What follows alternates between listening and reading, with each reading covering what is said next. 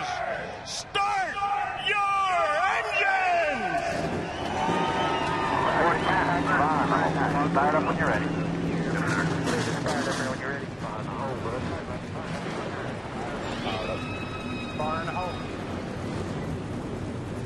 Fitting that Wild Bill gives the command. It's going to be a wild run for a championship between the Championship 4, who will claim their first title.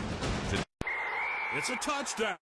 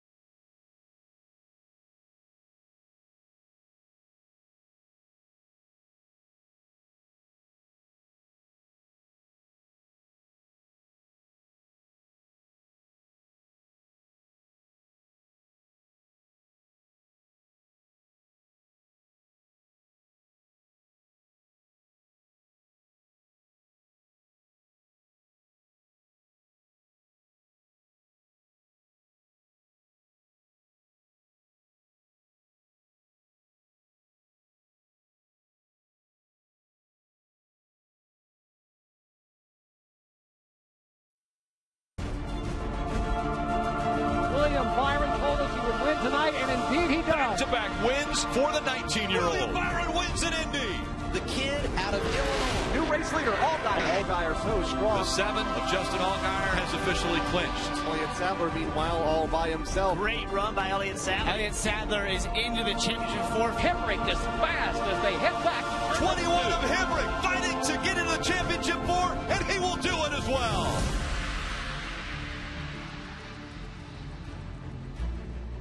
Engines are fired, and the cars right there on the grid getting ready to roll off for the final race of the season. Let's take a look at today's starting grid, brought to you by Ford. Up front, Tyler Reddick and Cole Custer.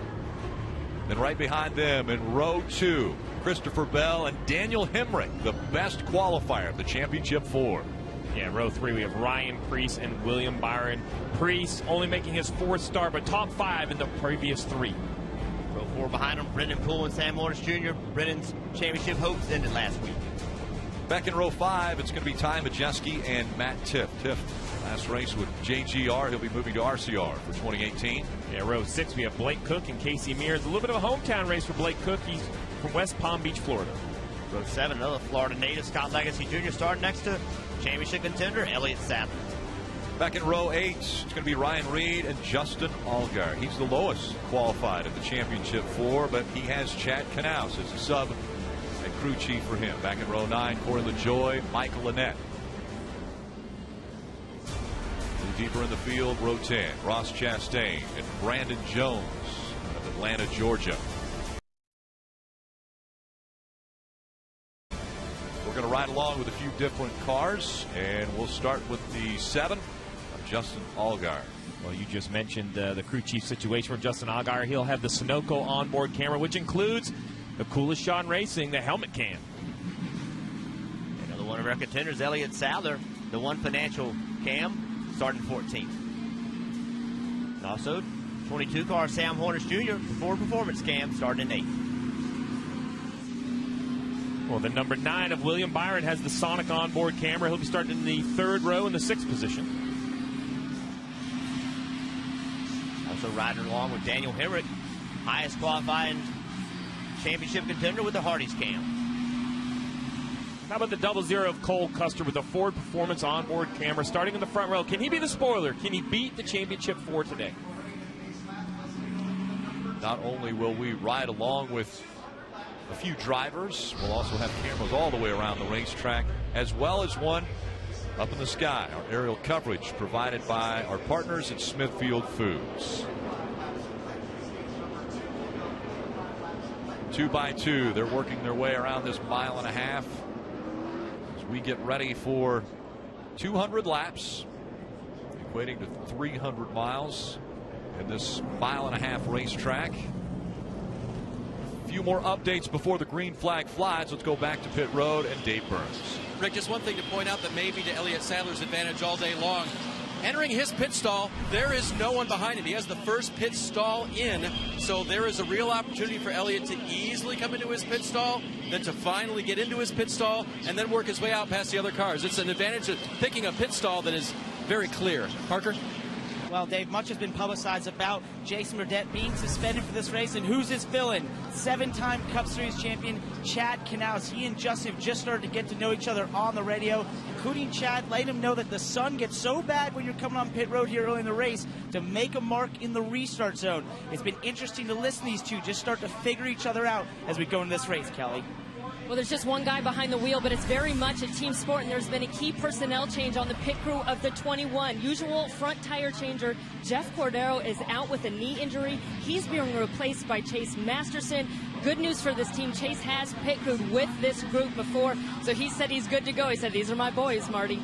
Kelly, when I asked William Byron, give me one reason why you'll be the champion on Saturday afternoon, he didn't hesitate. He said, you know what? We've won the big races this year. We've won Daytona. We've won Indianapolis, and they won a pressure-packed race last week at Phoenix to make sure they advance to this championship 4 here in Miami. William Byron thinks we've won the big ones. Can they win the biggest one of them all? We'll see in 200 laps, Rick. We broke down the championship 4 and each individual driver. Let's break down this actual race. Again, this one going 200 laps and 300 miles on this 1.5 mile track. Yeah, it's a very unique 1.5 mile track with parallel straightaways, and those 200 laps are broken down. Stage 1 and 2, 45 laps each, 110 laps for that final stage. And the best finish wins the championship.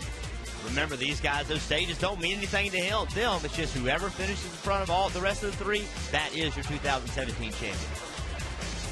And so much strategy will come into play. They know now, right now, before the race starts, there's going to be a caution at lap 45 and another caution at lap 90. They don't know if there'll be other cautions that'll come into play. They don't know if they'll use all of the sets of tires that they have. They've got so many unknowns in front of them, but they do know that they want to be the fastest car at the end of the race. Well, they want to be the fastest, and you talk about tires. We're going to talk about them all day because they're so important. This surface is worn out. But when you put those tires on, that comes down to the crew chief. And you just heard it documented. Chad Knaus will be sitting on top of the 7 box trying to make that last-second decision. And you talk about a call-in. I like the Dale Jr. tweet. Having Chad Knaus to fill in is like having Joe Gibbs coach your Pop Warner team. What a great tweet. I know that Junior Motorsports is very thankful. And this just proves the commitment to try to win a championship, going to the bullpen, all the stops, getting the 7-time champ out of the Cup Garage. Final drink for Justin Allgaier. His daughter Harper designed that helmet that you see right there. I think now the drivers just need to collect themselves a little bit. It's been a year-long battle to get to this point.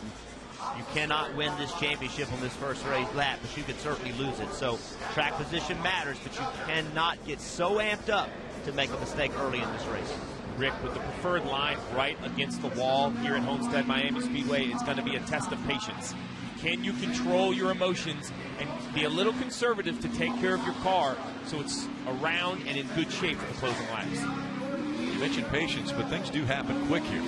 Only 200 laps, that's not a lot of time if you have an issue and have to fall back to get back up to the front. Yeah, we just rode along with Justin Allgaier. He started 16th. He looks way up there before he sees Daniel Hemrick. So how much patience can he afford to have? Tyler Reddick won the pole and has chosen the outside line. The pole winner gets to choose which line he wants. He has chosen the outside line. Cole Custer will be on the inside. The championship race is underway.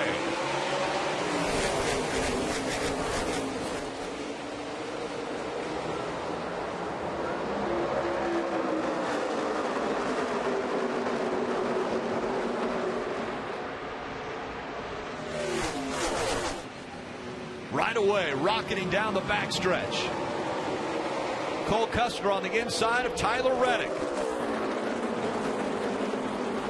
They're going to take a look at the start of the race. The 16, Ryan Reed, ducked below the inside line. You're not allowed to change lanes prior to getting to the start line, but they will check on it.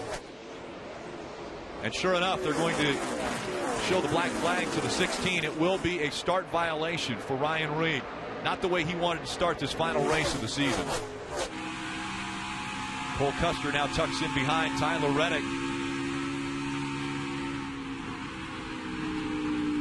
Steve, you mentioned earlier, not a typical mile-and-a-half racetrack. It's two straightaways that are parallel to each other. And the preferred line at this racetrack normally migrates up to the wall.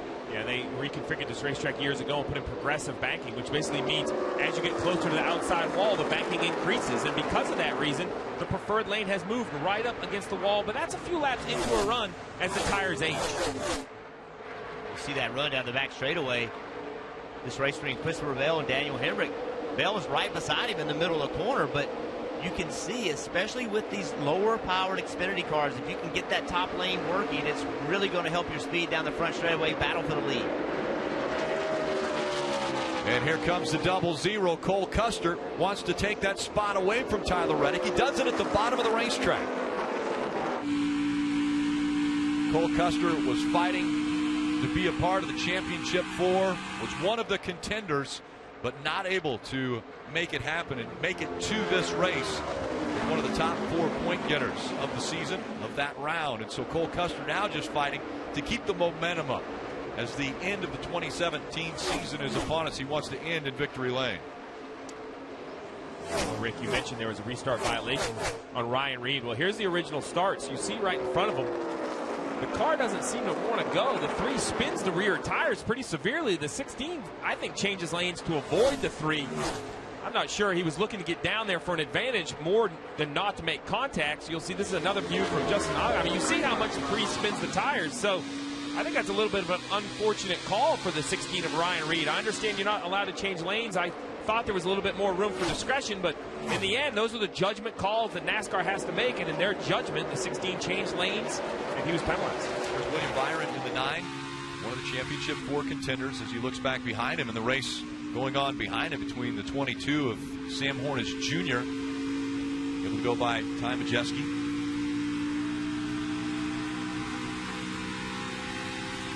William Byron, just 19 years old, from Charlotte, North Carolina. Well, and the pressure and the nerves, Jeff, you would hope now, 5 laps into the race, these drivers have settled in. Right now it's task at hand. I think the talk, the nerves, the waiting, that's all gone. Now it's run the race. And he admitted, Steve, to us before the race, yeah, I'm nervous. All of us are nervous. You can't even try to hide it, so don't even bother. One thing we're certainly going to talk about today is the sun. That's certainly going to be a factor. Look at that roll bar in front of William, just to his left-hand side. You'll see there's a piece of tape here. That extends all the way across the windshield. Originally, they had a permanent piece of sun visor material in there so it would block the sun for William. William said, I don't want that. I want to be able to remove that piece of tape when I want. I want clear vision for later in the night. This is one of the difficulties of starting during the day, dealing through sunset and then into the night. With William, Jeff, one of the options to remove that tape once the sunset is already down.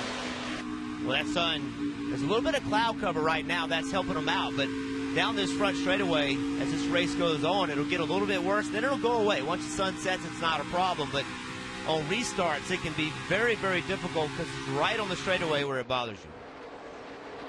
Two championship contenders, both from the same team, Junior Motorsports. Justin Allgaier currently just in front of Elliott Sadler, but you see Elliott Sadler to the inside trying to take the spot away.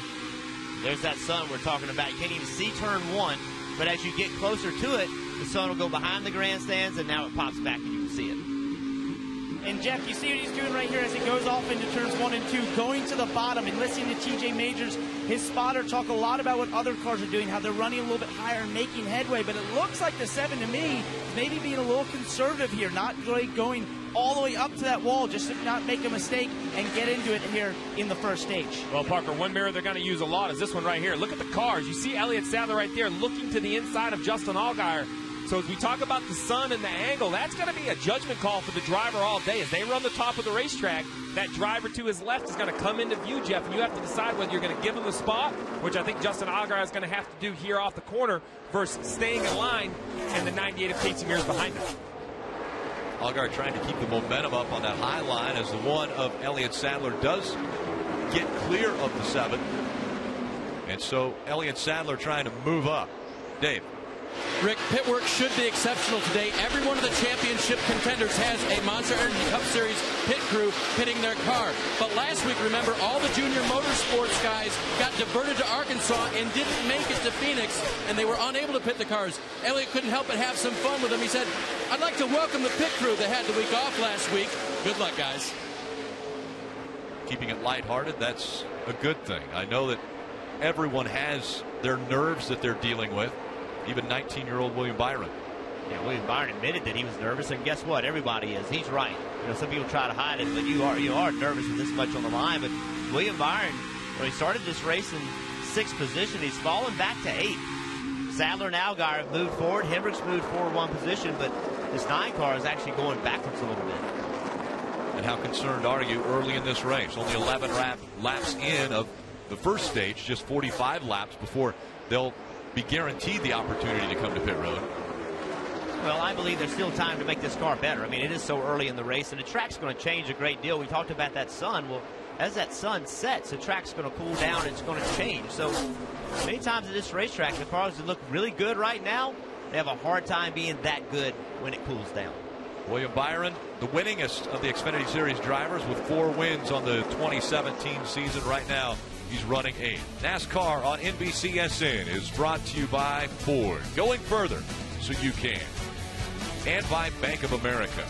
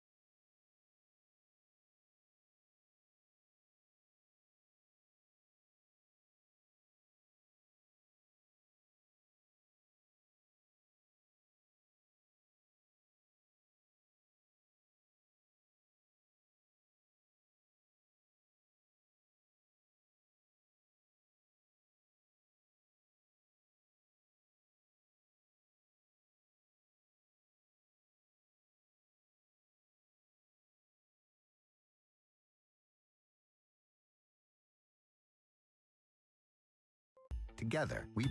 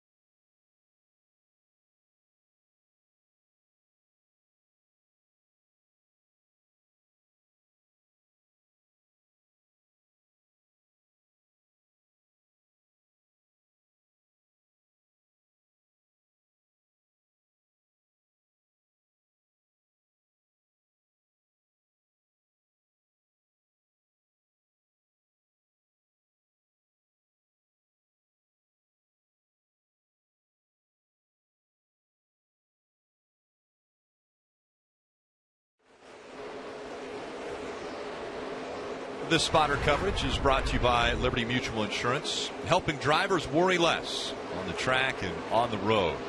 And how important are the spotters today? These Championship 4 drivers fighting for the title for the 2017 season. And it's going to be a hairy one. They've been talking about how the sun affects how the drivers can see. Well, the sun not only affecting the vision, but also the handling of the race cars. We were listening into the 7 of Justin Allgaier just moments ago, and a caution coming out. Up in near the wall was the 14, it looks, or 74. 14, excuse me. Yep, 14 of J.J. Yaley, and it was coming out of 2 that he got sideways, and the caution comes out. J.J. was running 30th. I'm going to have to pit. Take a look at where he was running when this happened. You see 3/4 of the way up the racetrack. Car just slowly starts to come around. Maybe a tire. Maybe smoke.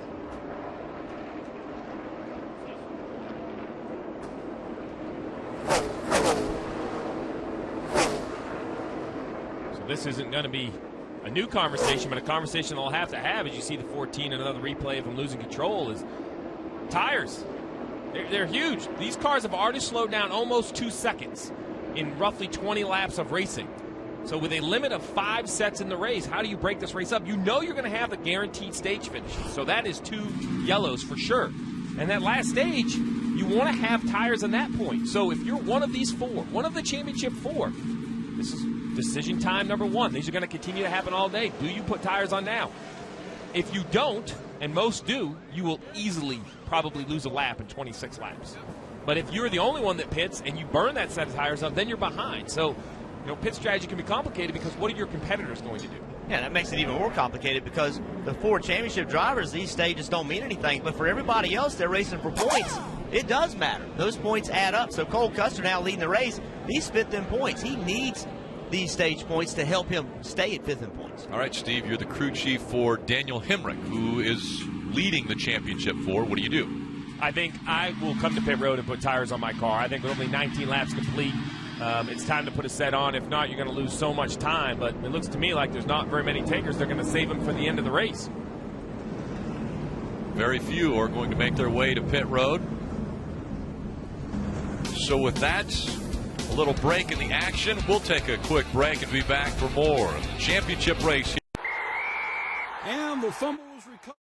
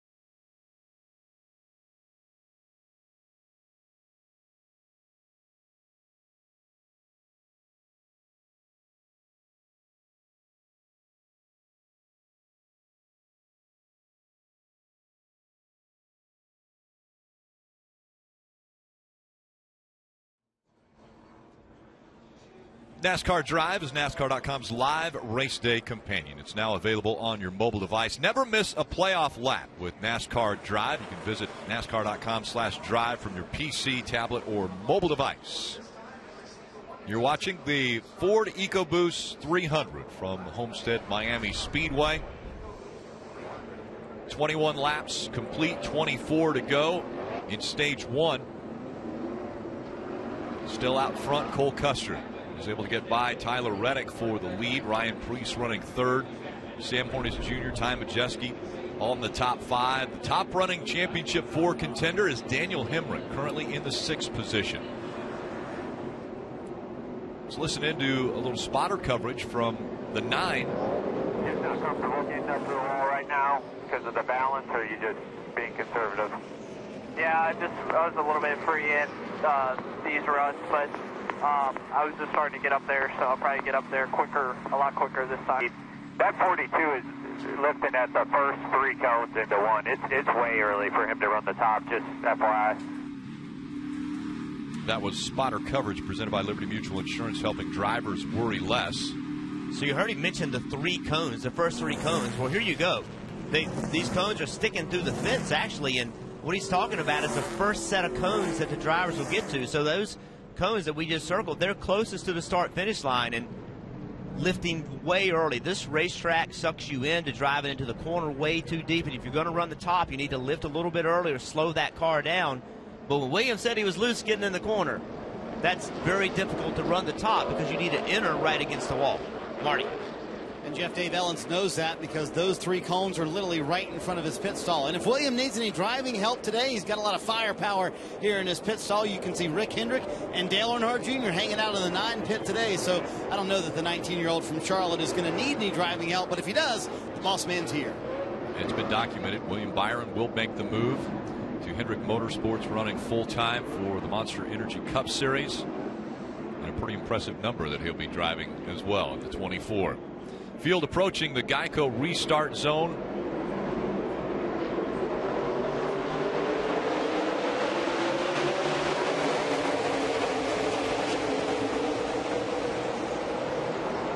See the cars fanning out. That's once they pass the start-finish line. They're allowed to do that. You can't change lanes before it, though. How about the start by Tyler Reddick? He takes the lead away from Cole Custer.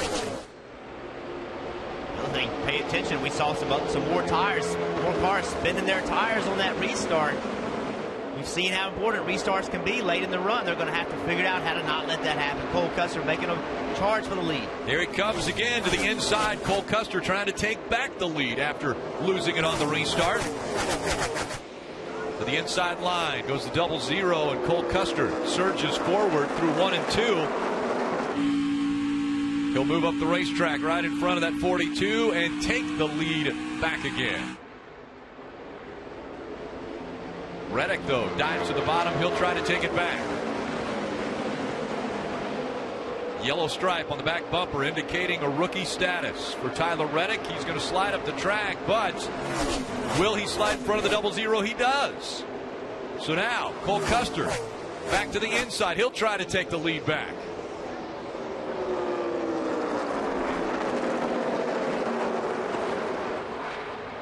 Great racing. Now the 42. He's got another run on the outside. Can he turn underneath Cole Custer again? That's 3 crossover moves in 2 laps. Tyler Reddick entering turn 3 this time has the advantage. Can he hang on to it this time? Up against the wall as they exit turn 4. Cole Custer, not as big a run this time. Watch Cole, though. He's going to turn the car to the bottom of the racetrack, try to drive in the corner deep.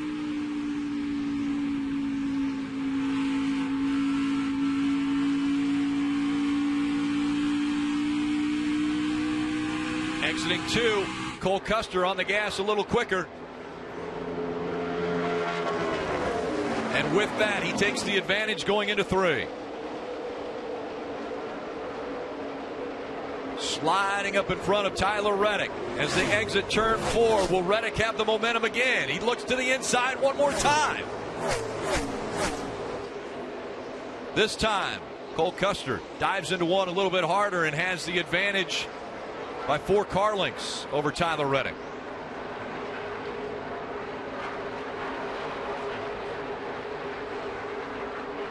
increase.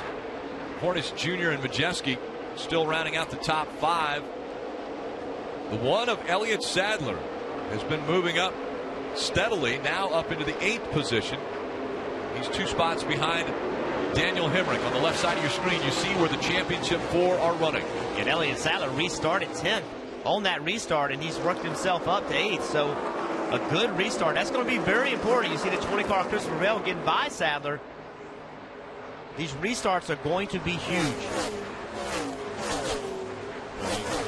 Talk about where people started. Well, Spencer Gallagher, when you talk about tires and how important they are, you ask, would you pit, would you not? These crew chiefs obviously have a strategy and a plan to save tires, but you wonder how important tires are.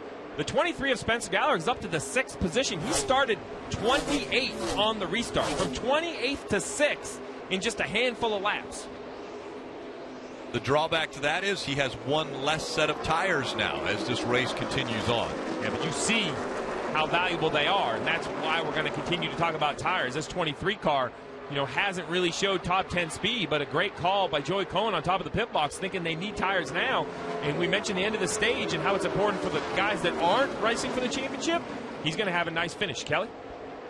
Well, much like we saw last week for the 21 of Daniel Hemrick, they feel like the strength in this car is really on the long run. They were relieved when the cars ahead of them did not come to pit road under that last caution.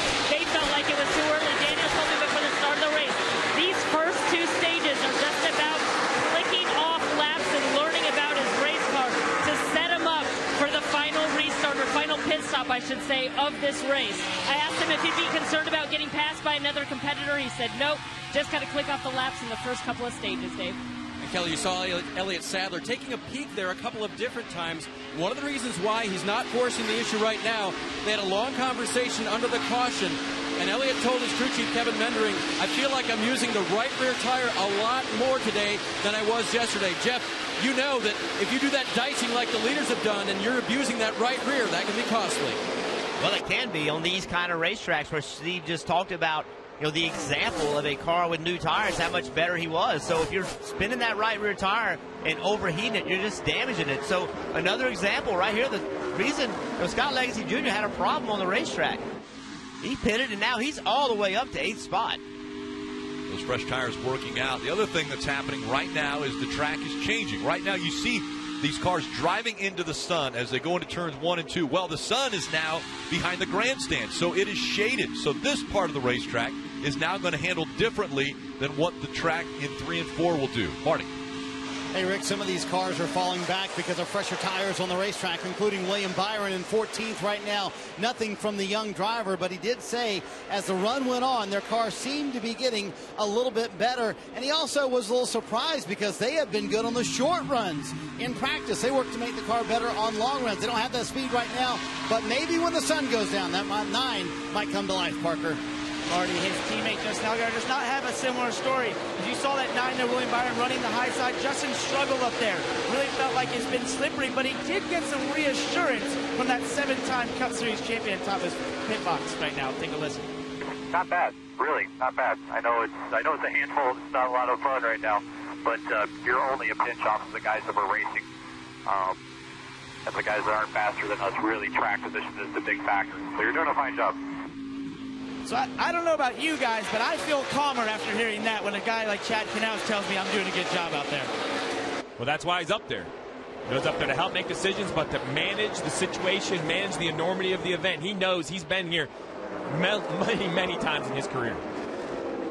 Justin Allgaier right now running 16th, the furthest back of the championship.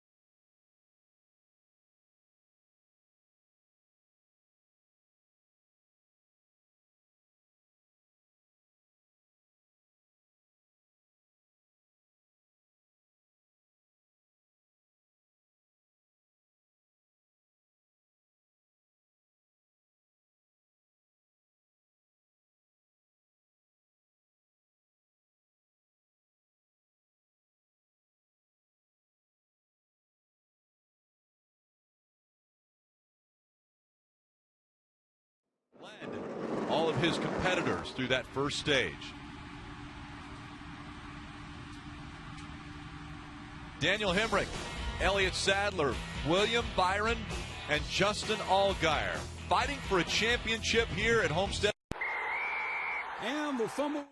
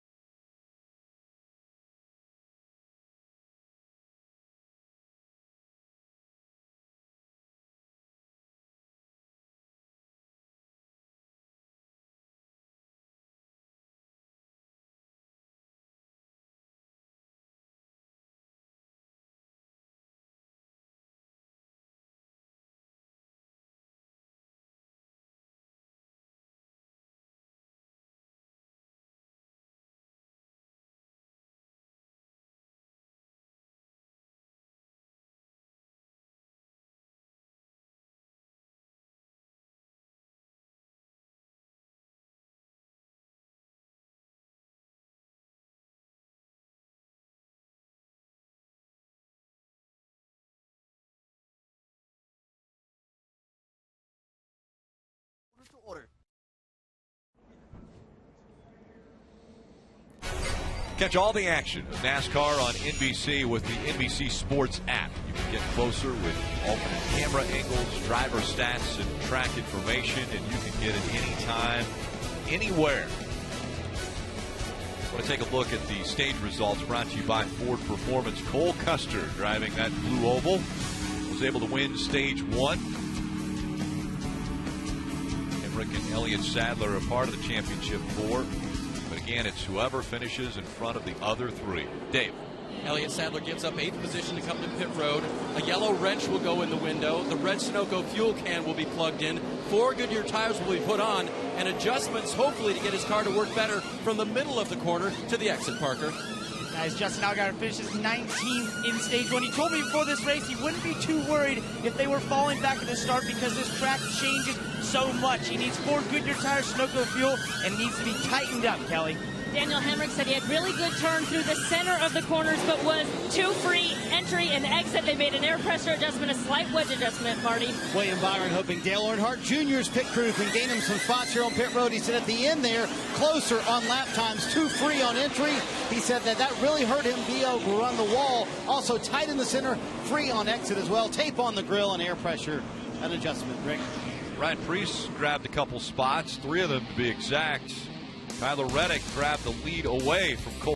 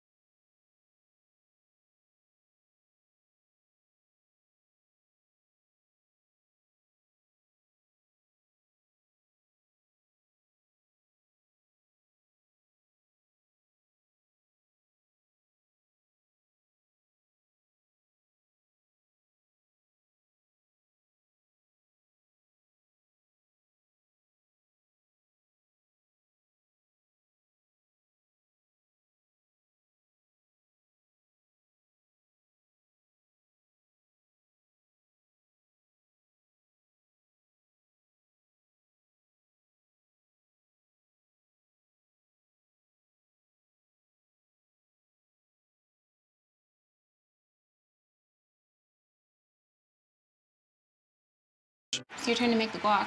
Yeah, I'll do it in a sec. What? How is that delay of game?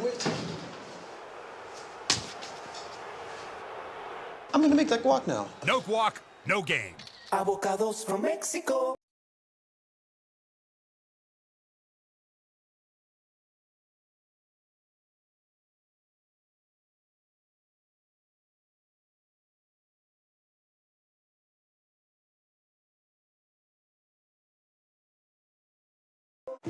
Hey, Lindsay. Lindsey Vaughn. Lindsey Vaughn. Lindsay. Hi, Lindsey Vaughn. Vaughn into trouble. Lindsey. Let's go, Lindsay. Lindsey Vaughn. Doctor about Jardiance and get to the heart of what matters.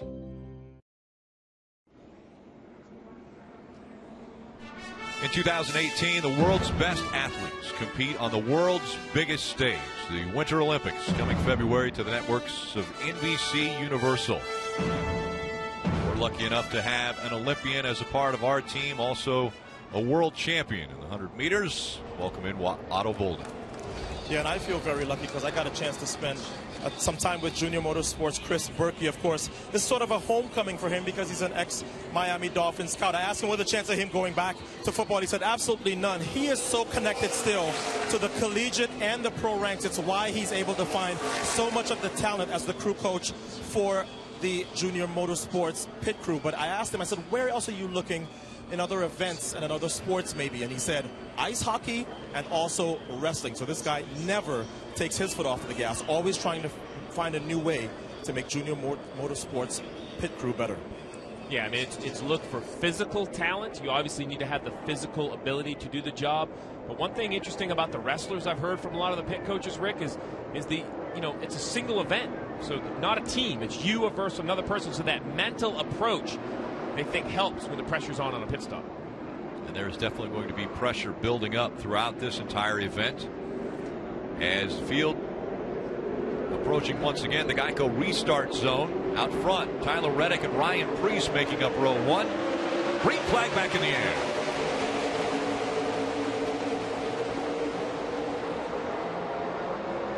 This time with a little help from Cole Custer. Ryan Preece on the inside, surging ahead of that 42, but here comes Reddick on the outside again.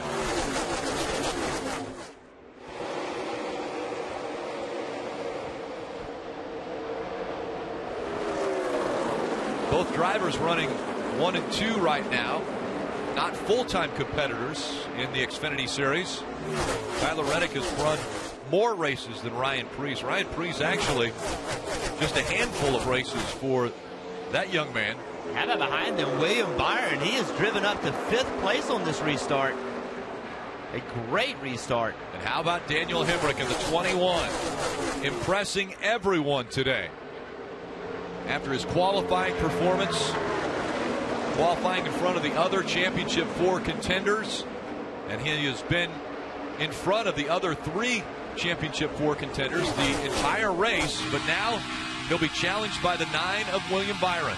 And Rick, if you're just tuning in and you're used to hearing the names of Kyle Busch, Kyle Larson, and some of the Cup regulars, with NASCAR's driver restrictions in this series, this championship finale, if you earn Cup Series points, if you're eligible, you weren't eligible to take part in this race. That's given these young up-and-coming stars a platform to show their talent. Right now, Daniel Hemrick's trying to show that off as he goes to the bottom of the racetrack through 3 and 4. A little bit of a wiggle there as we ride along with William Byron. That was the best thing for Hemrick. He could squeeze up in between Ryan Preece and Cole Custer. He was able to make that happen. Cole Custer dives to the inside of Daniel Hemrick. Let's go back to Marty. Rick, what an impressive rally, as you guys have talked about, for William Byron. Right now in the 5th position, trying to get up to that top 3, and they had fallen back as far as 16th. But what impresses me is the savvy of him not to panic on the radio. You see him go by his Championship 4 competitor right now in the 21 car of Daniel Hemrick. He didn't panic on the radio. Even though he had fallen back to 16th, the handling wasn't what he wanted. He said, I don't need a major adjustment, Dave. Talking to crew chief Dave Ellens, a small one will do, and it worked, Kelly. Well, with all the talk about nerves, Daniel Hemrick told me, hey, I feel good. It's good just to have a shot at it. He's really been trying to take everything in. And in enjoy this weekend as much as he can. We saw him drop back at the on that first run a few stops. Well, the crew just told them he may have had a leak in the right rear tire. They're still checking on it, but they said it was definitely lower than it should have been, so that may have played a factor in their first run of this race. You know, it's almost like a little bit of nerves. All of the championship cars other than Hemrick seem to be performing a little farther back than I was expecting, Jeff.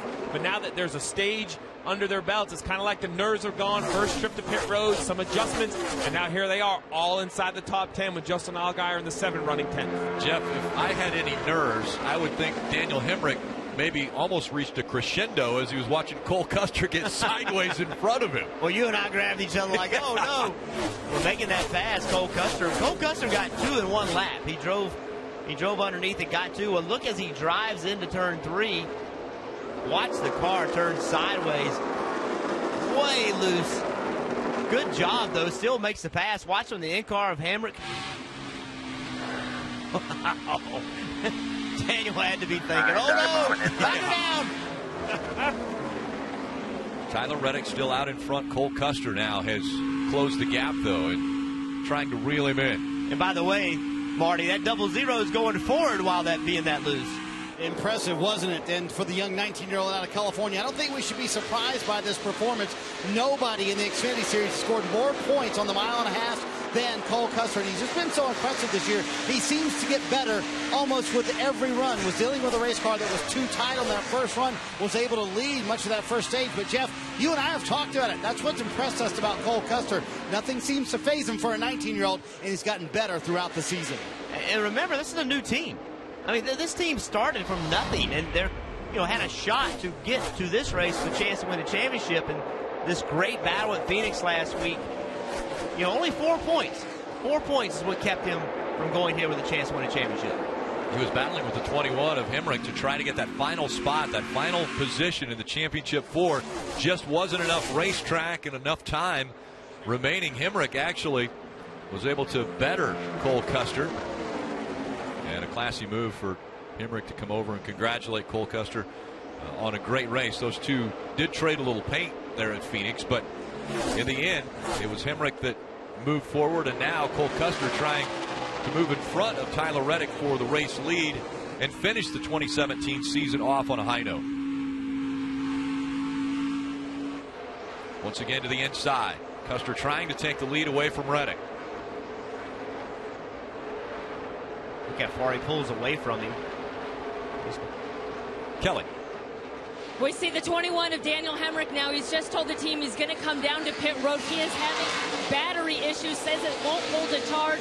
Randall Burnett, crew chief, told him to turn off everything he doesn't need at one point, but that doesn't seem to have solved the issue. And now you see the 21 indeed coming down to pit road where they're going to try to diagnose this issue. And that's a crew chief's worst nightmare. You want to concerned about handling, concerned about how your car is driving. Mechanical gremlins. We've seen it by Kyle Larson in the Cup Series. This is what a crew's worst nightmare is. Up on the left side, up on the left side. You heard the instructions, up on the left side. They're going to go in front of the left rear tires where the battery's kept. I'm sure the team's going to go in and replace the battery.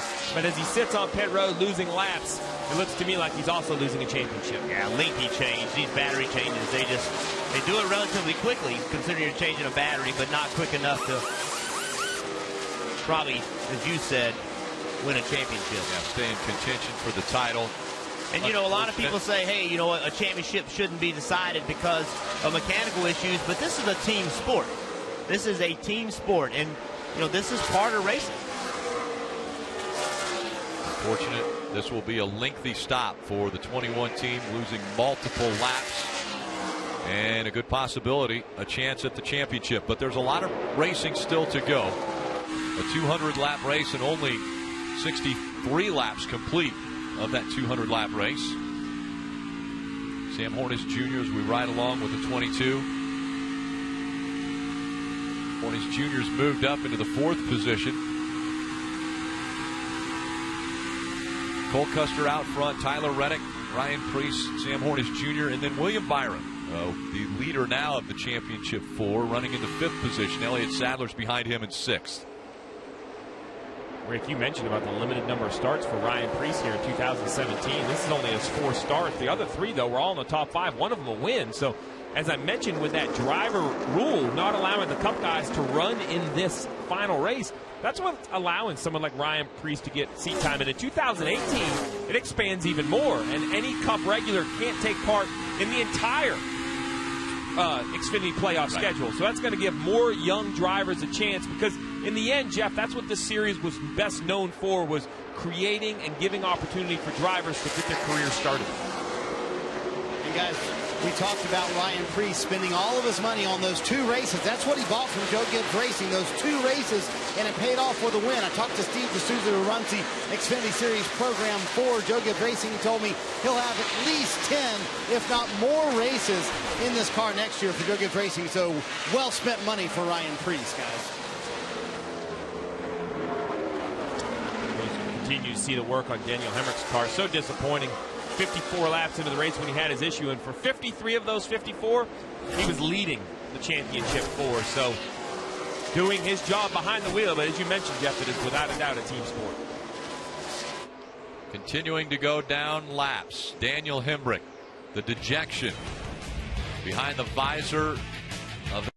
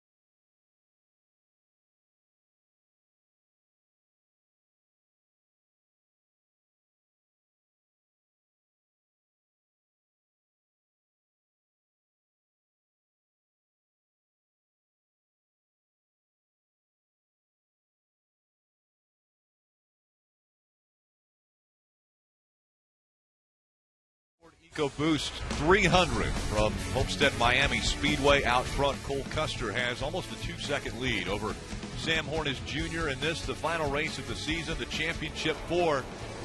And it's William Byron just in front of Elliott Sadler. Those two are running 5th and 6th. Again, whichever one of the championship 4 is running in front of the other 3 will end up the champion at the end of the race. And Rick, with only 18 laps to go in stage 2, this is the early rounds of a boxing match right here. No one's really landing a blow. No one's scoring any points.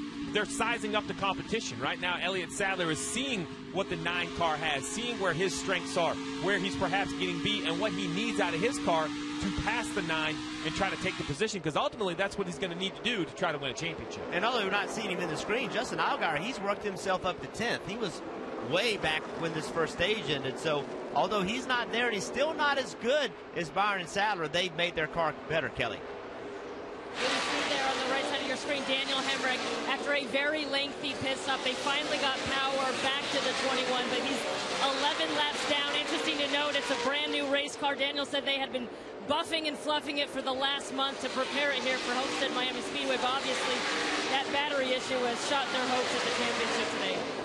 Yeah, Daniel Hemrick, as he makes his way out onto the track, he has scored right now 12 laps down to race leader Cole Custer. Well, and the one advantage, not that it's any advantage, I guess the only slight glimmer of hope I could give for Daniel Hemrick is because of his issue was a mechanical issue and not an accident, he's not ruled out of the race. He can continue. So even though 11 or now 12 laps down is a huge margin, Byron, Sadler, and Allgaier have to continue to race. They got to finish the race. And That's with right. the damaged vehicle policy, if they get into an accident, we saw Matt Kenseth be eliminated with 7 guys over the wall early in the year, right? So it's still not a guarantee that those 3 Junior Motorsports teammates can finish the race. But I'm going to tell you, if I'm their crew chief, Smarty, I'm letting them know the situation. It looks like they're racing between one another for a championship. Hey, Steve, if you've noticed, William Byron has been able to hold off the charge from his teammate Elliott Sadler for now, and he's doing that by running the top of the racetrack. Now, William won the Truck Series race last year here at this racetrack, but didn't really run the top. So earlier this year, he told Dave Ellens, I'm just not comfortable running up by the wall. It's not something I've ever really done. So they broke a gear during the Chicago race and had to fall out of the race early, but they got to go back out on the racetrack because it was a mechanical issue. And all they did for the rest of that race was run the wall, get used to running the wall, get William comfortable up by the wall. And he will tell you that's the #1 thing that helped him the most coming into the playoffs, getting that comfort running the wall. Because, Jeff, you know as a driver, that's not an easy thing to do, is it? Especially when you've never done it before. No, it's not, Marty. It's not that running close to the wall like a driver's afraid of it. It's the skill and the art required to do it effectively. Do I drive in the corner with a lot of speed? Do I pull speed out of the car? Do I try to leave the corner with a lot of speed? All those things it's a different approach. It's where you lift, where you get back on the throttle. All those things are different in running the top versus the bottom. And, you know, sometimes it comes naturally, other times it doesn't. I think about Kevin Harvick. Kevin Harvick, the early part of his career, he was a bottom feeder. He ran the bottom all the time. In an offseason, he decided, you know what, I need to learn how to run the top. And he switched, and he learned how to run the top. It's something that you have to learn to do. The 20. Looks like a little smoke coming out from behind. Yeah, that car, Christopher Bell, what's going on? Came on the radio a moment ago. And, yep, there you go. Engine let go. It happened quick because he said, I think something's wrong. Might be a valve spring issue. Might be an engine issue. And then immediately he said, nope, we're done. Engine blew up. Unfortunate for the Truck Series champion. He won that last night. So he won't be able to continue on for the Xfinity Series race, but his celebration took place last night as he was able to win the title in the Camping World Truck Series and celebrate that with his team, and then taking on the opportunity to come and race in the Xfinity Series today, but it ends early for him. The life of a racer, right? Oh, man. Great one day and terrible the next. He's going to get more opportunities, though. It was announced he's going to be full-time in that Xfinity car next year for Joe Gibbs Racing. So I think I have a sneaky suspicion we're going to hear a lot more out of Christopher Bell in 2018. Yeah, very experienced crew chief he's going to be paired with. Yes. He's continued to impress every time he got behind the wheel of whatever vehicle it was. We continue to see the battle raging on between the 9 of William Byron and the 1 of Elliott Sadler. Out front, I don't want to lose sight of what Cole Custer has been able to do. He's got a 3-second lead right now over Sam Hornish Jr. as the laps continue to wind down. Just 10 to go. And I think we'd be surprised to let you know that Cole Custer's never won an Xfinity Series race. Well, nor has Stewart-Haas Racing in general. So, I mean, this team, as Jeff pointed out earlier in the race, is brand new. This is the first year, and they're trying to get their first Xfinity win for Cole Custer and the team. And interesting enough, the crew chief for Cole Custer, Jeff Mendering, is brother of Elliott Sadler's crew chief, Kevin Mendering. So, a pair of brothers, one trying to win the race, another brother trying to win a championship. A family affair. Want to listen in on spotter communication from the 22 team. Guys making a second start. Just give them some patience. You got plenty of time behind you. Clear by 5. Catching the guy in front of you might be fun. Keeping the guys behind you is imperative. And that was spotter coverage presented by Liberty Mutual Insurance, helping drivers worry less. Sam Hornish Jr. behind the wheel of the 22. He also making just a few starts in the Xfinity Series. One of those is a very important one. Mid-Ohio, he was able to get a win earlier this season. What a great job he does, Steve. Yeah, he's just settled into that role. I was getting ready to say, you know, had a bunch of Cup starts and then some Xfinity starts, and it just never worked out to have a full-time seat. But he seems to be very comfortable with that, to come off the bench or out of the bullpen and run 3, 4, 5 races a year, whatever opportunity seems to open up. But he holds out for very good race cars. You don't see him in just anything. When he gets in a car, it's a winning, capable race car. I guess they're still racing against each other. Yeah. It's not going to end. They have quite a few laps in front of them to determine who the champion will be. And right now it's William Byron and Elliott Sadler. But don't look now. Justin Allgaier has closed the gap just a bit. He's up to 9th now. Byron and Sadler are running 5th and 6th. I think something that William Byron may have going for him is we heard the report that they may have had a leaking right rear tire. So if they did, they made adjustments to that car with something they didn't know was a problem. And so now this will be the first run that they will be able to make an adjustment with all of the information. And I think that means there may be more for the 9 car to go get as this race winds down. And so much is riding now on pit crews as well, getting them on and off pit road. Marty. Fun to watch the battle between these two teammates. Hey, we told you that William Byron has some firepower in his pit stall. Jeff Gordon has now joined the group. So let's calculate the wins there. Jeff Gordon, Dale Earnhardt Jr. here, Rick Hendrick is here. Everybody watching this young 19-year-old to see if he can bring home the championship today, and a fun battle to watch between these two teammates as well. Yeah, interesting there also that William Byron is going to drive the 24, which of course Jeff Gordon made famous with his over 90 wins in the Cup Series. And Dale Earnhardt Jr., owner of Junior Motorsports, up on the box as well with Rick Hendrick there, as we now have under 5 laps to go. Dave. Rick, this run has been a good sign for Elliott Sadler as he once again takes a look underneath William Byron. Elliott told me before NASCAR America today that his car would be worse in the early laps and better in the waning laps of a run. So he's kept his closest rival this close the entire run, and as the laps tick off here, he's right there. This last stage could mean in the long run that Elliott's car is right where he wants it to be. By the way, he also said it's better down in the shade. When the sun goes down, this place is all shade. But right now, the sun is directly in their eyes as they go down the front stretch and into turn 1. You see 1, 2, the shade.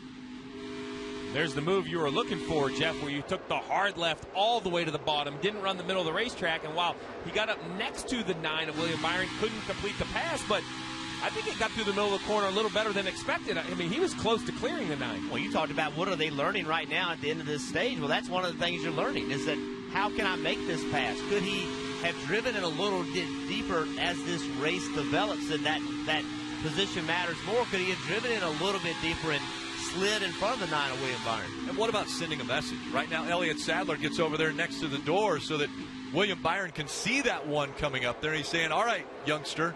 William Byron just 19 years old. Elliott Sadler 42 saying, all right, I'm here. Don't think that this is your championship. I'm here to win this thing if I have to take it away from you. That's what makes sports great, is the pressure. And the difficulty of running the top of this racetrack is tough enough by yourself. But when you're being hounded from behind of another car trying to go by, it takes away just enough focus that perhaps the young 19-year-old could get into the wall, damage his race car. We have seen William Byron perform well above his age as far as abilities. He drives more like a veteran, makes very few mistakes, even at the age of 19. The key for Elliott Sadler making this pass is to somehow to be able to try to get closer to the 9 car on corner entry. You can see how the 9 car pulls him down the straight. So if he ever could find a way to leave either turn 2 or turn 4 closer to the 9 of William Byron, then he could sail that thing into turn 1 and just slide in front of him. But so far, he just has not been able to enter the corner as close as he needs to. Final lap for stage 2. And once again, Cole Custer has almost a half a lap on the championship for contenders. Cole Custer looking for the stage win, has a 7 and almost half-second lead over Sam Hornish Jr., Tyler Reddick, Ryan Preece, and William Byron, the top 5. But coming out of 4, it will be Cole Custer taking stage 2. And this time, it's William Byron who stays out in front of the other championship 4 contenders. You see the 21 back on the racetrack, but Daniel Hemrick scored 12 laps down to his competitors. Elliott Sadler finishing that stage in 6th. And it was Brennan Poole, Ty Majeski, Justin Allgaier finishing stage 2 in 9th, and Corey LaJoie rounding out the top 10. William Byron, a year ago, was fighting for the Truck Series championship. He fell short in that one. Can he finish the... And the fumble.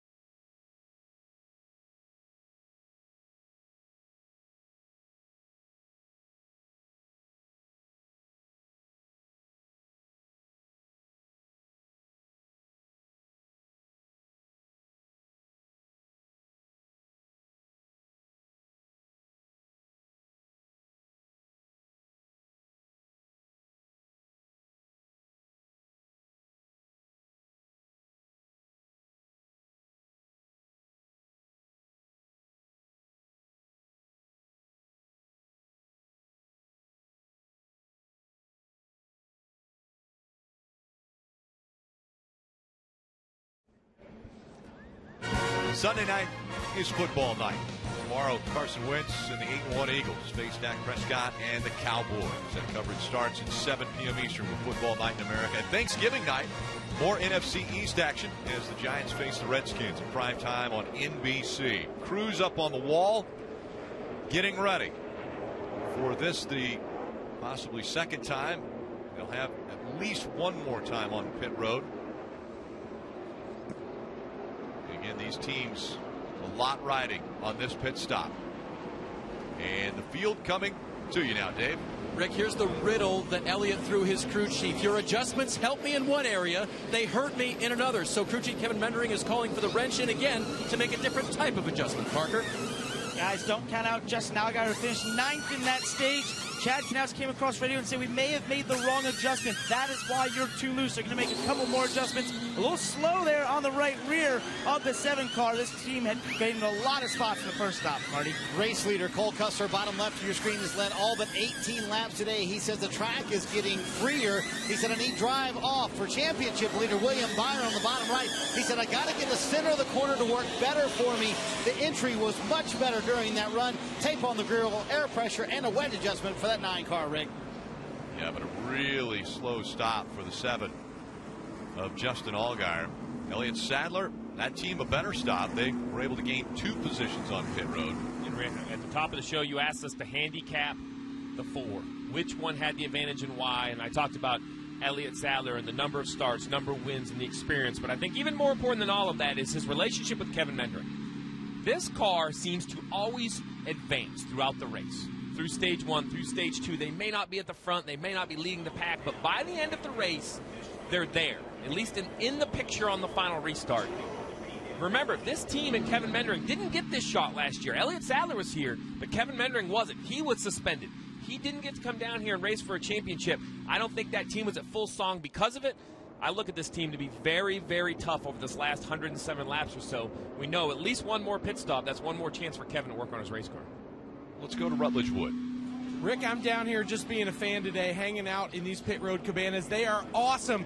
There's no other place where you can get so close to pit road and really see all the action but still have the feeling of a suite. And it makes me think, Steve, as a crew chief, you're watching right now, William Byron looks like Kyle Larson up there on that high line, right? Obviously, Elliott Sadler's watching that, putting the pressure on. But as a crew chief, at any point do you tell him, like, hey, you know, we got to finish this to finish first in the championship? What's that line when your driver's doing well, but you are worried about how close he's getting to that wall? You know, Rutledge, when you talk about preparation, it's not just preparing your car and the setup, it's preparing the communication with your driver. So when Dale Earnhardt Jr. was my driver, we see right here, the owner of William Byron's car, we just used a very simple system. Hey, man, give me 80%. That means I don't know what that distance is off the wall, but I need you to be very safe. Protect your car, no damage.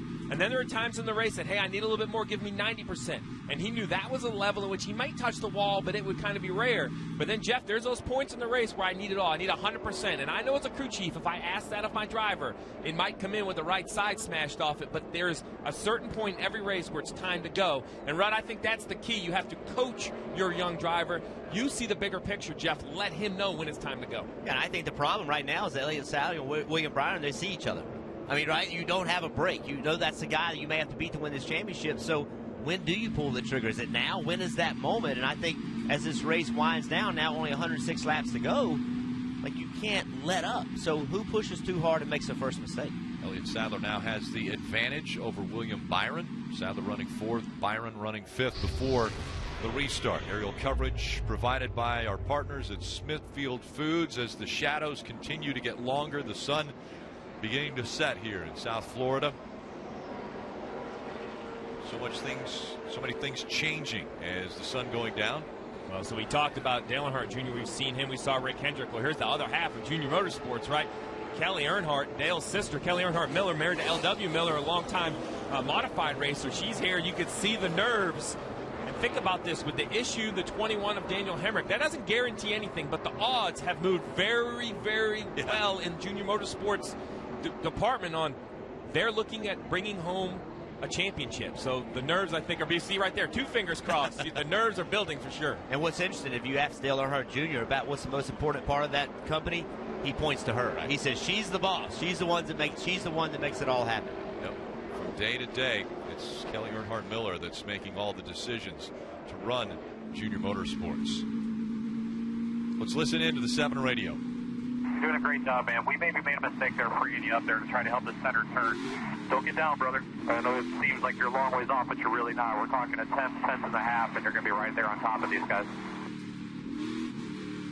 Once again, that's Chad Knaus. It's up on top of the pit box. And they did it last year. The 48 won the championship without the best race car. He knows the blueprint. Cole Custer, Sam Hornish Jr. making up row 1 as they come back to the restart zone.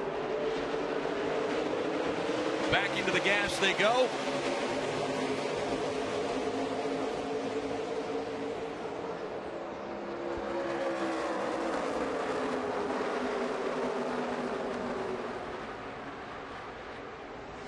Making that high line work. Cole Custer out in front of Sam Hornish Jr. And then it's Elliott Sadler and William Byron running 3rd and 4th. At the beginning of the show, we mentioned, will these drivers, will these championship 4, will they have to win the race to win the championship? And right now, it's showing as this final stage is underway, they're going to fight for the win for this race. You just said it, Rick. The final stage. No more stage breaks, no more guaranteed yellow. Just over 100 laps for a championship. And William Byron just made the pass on Elliott Sadler. So Byron now in the championship seat. Elliott Sadler's not going to let him get away. Cole Custer, Sam Hornish Jr., William Byron, Elliott Sadler, and now Tyler Reddick coming into the picture. That got pretty tight between Elliott Sadler and Tyler Reddick on corner exit right there. Yeah, Tyler Reddick almost cutting Sadler a little break right there, I think, Jeff. I think he's definitely cutting some slack. And that's, I think, what I'd like to see. You know, Tyler Reddick, at only 21 years old, you know, he's trying to continue his career. He's going to be a driver at Junior Motorsports next year. So show some respect to the 4 that are racing for a championship. And right behind them, the 18 of Ryan Preece.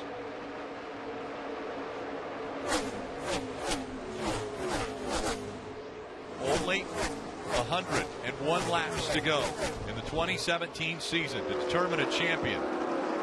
Right now, the upper hand goes to William Byron, the 19-year-old. Parker. But guys, the 7 of Justin Allgaier is coming. At my count, he's gained 4 positions on this restart. And under that last caution, Chad Knaus praised him for having great restarts. And that's what he's doing right now, rolling that bottom and going to make it 5 spots underneath Brennan Poole right now. Look at that wheel movement. His hands. Workload's high. See that sun? It's in his eyes just a little bit. It's going to go away relatively quick. See how much quicker it's gone away now. Drives in the corner way deep, trying to use the bottom of the racetrack. Just shorter around the bottom, obviously. So if you can make that bottom stick, you can make a lot of ground up in the middle of the corner. He actually clears him. Got by Rennick as well. So now Allgaier up to 6th. Definitely the championship 4 contender that is on the move. Allgaier closing the gap between himself and Byron and Sadler. And Rick, with 100 laps to go in the race and 3 sets of tires in the pits, this is more like a cup race than the Xfinity race. We normally talk about the very limited sets of tires, but 3 sets for 100 laps is a lot more than normal. I think that helps Chad Knaus. He can now sit back and be a little more relaxed and call this like a cup race. Caution comes out, pit. Work on the race car, put 4 new tires on. Advantage goes to the 7th then. You're talking about the experience up on the pit box. If that kind of a decision needs to be made. Yeah, right now the 7 car, he's faster than the 1 in the 9 by just a little bit, and even with this traffic. Trying to get by Ryan Preece in the 18. Having a hard time doing it, though, as he ducks to the low end of the racetrack again. You see right here, this is where it's going to be very difficult to keep that grip on corner exit. Nice job. Now he's up side by side. Now he can overdrive 3, carry a lot of speed in the corner. And now, as he clears Ryan Preece, the championship 4 are separated by no one. Byron, Sadler, and Allgaier running 3rd, 4th, and 5th on the racetrack. And Allgaier can see him now. Think about it. He just had a bad pit stop, lost spots in the pits. He went and got it back. He put the team on his shoulders, drove it back into this position. And if you don't think it'll matter, think back to Phoenix. What did Denny Hamlin say? I had to race Chase out like that because I saw Brad in the mirror. That's what Justin Allgaier has done. He has gotten in the mirror of his two teammates, also the two he's fighting for a championship. Parker? And guys, some of what made that stop so slow is they made a double adjustment in the right rear, through a lot of adjustments at the 7 car by Chad Knaus, who had said on that earlier stop they maybe went the wrong way, and it looks like those have really worked out. Yeah, he's 0.3 a lap faster right now than William Byron and Elliott Sadler. He's coming fast. There they are. The 3 cars still racing for a championship here at Homestead Miami Speedway. No one in between them. The championship on the line, 96 laps to go.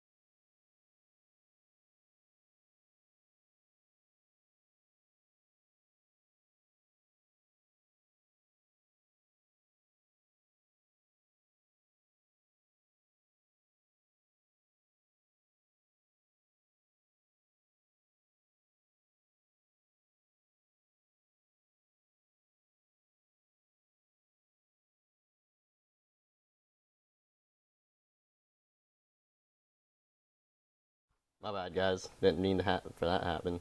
Whoops. Oh, jeez. Thank you all for tuning into the stream. Hope you rate, hope you comment, hope you subscribe. Check into the live stream with the chat. I'll be checking up on you guys. If you have any questions, feel free to answer me and stuff like that. Otherwise, let's go and see who's going to win the championship for.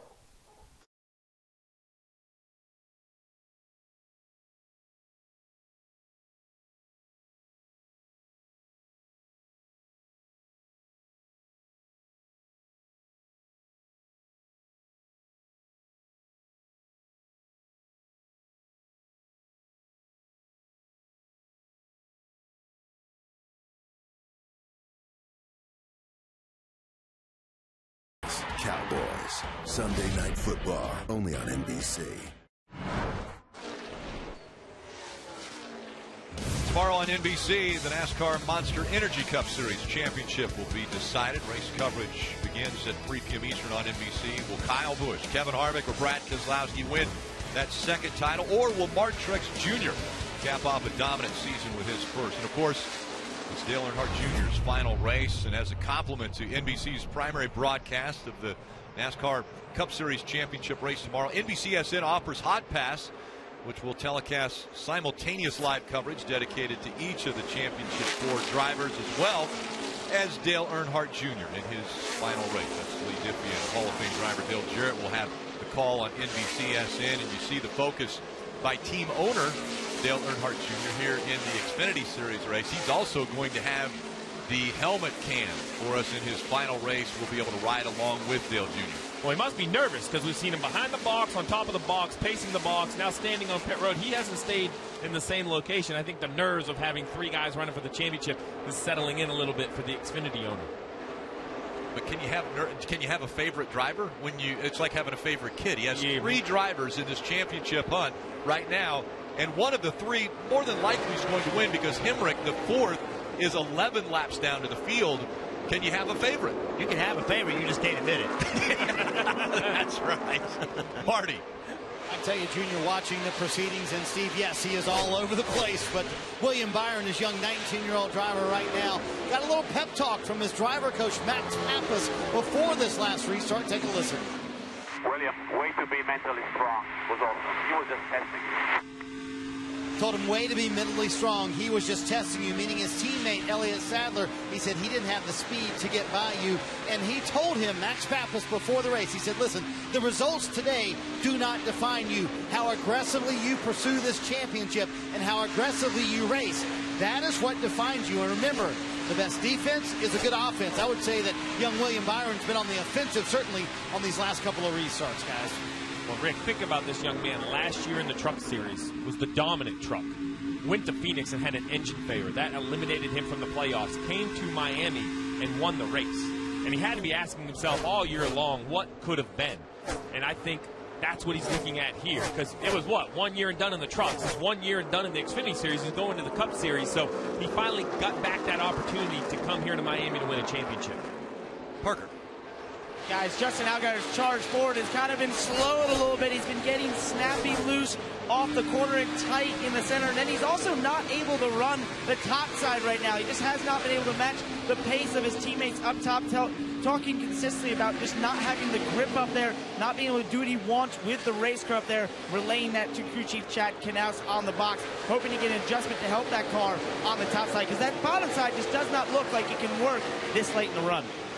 And now Ryan Preece has closed the gap, and as quickly as Justin Allgaier was able to go by Preece, it looks like Preece is now working the high line, and he's going to try to get back by Justin Allgaier. Yeah, the speed's falling out of this 7 car. He took off very good at the start of the run, but now the 9 and the 1 are starting to get away from him a little bit. And this 1 car, he has found some speed. He's gone back to the middle of the racetrack and the bottom of the racetrack, and he's run the 9 car back down. But the question is, Steve, can he get by? And we saw this earlier, where he's a little bit quicker, but because William did such a good job on the top, Elliott never could find a way around. But he was very polite in his charges in the second stage, and he'll continue to be polite with 84 to go. But as the laps wear down, I don't expect to ever make contact as we see the 9 moving around, but you can move a car around with the air at this high-speed mile-and-a-half track, so maybe enter right on that left rear quarter panel, Jeff, and try to pack air, or, as you said earlier, take the hard left-hand turn all the way to the bottom, try to clear him and slide up in front of him. You just got to get close enough to him on corner entry, and he just has not been there yet. You see him just make some ground, but then William gets away on the straights using that top side. So for Elliott, it's just a matter of just inch by inch, getting closer and closer. This isn't necessary for a pass right here. This is to gain position, to get closer to the 9 car so we can enter into turn 3 closer so we can make that move. This is the closest he's been. Yeah, he's right on the back bumper now of the 9 of William Byron. You see how that 9 just pulls away down the straight. So again, Elliott's just got to keep going, getting inch by inch to ultimately gain ground on corner entry. And it's a little bit of cat and mouse of what line you're going to run. It looked to me like William Byron there ran a little lower in 3 and 4. Not the bottom of the racetrack, but kind of the middle. Might almost surprise Elliott Sadler. He didn't have the best corner entry. Still out front, Stage 1 and Stage 2 winner Cole Custer has about a 4-second lead over Sam Hornish Jr., but it's Byron and Sadler leading the championship. And the fumble was recovered.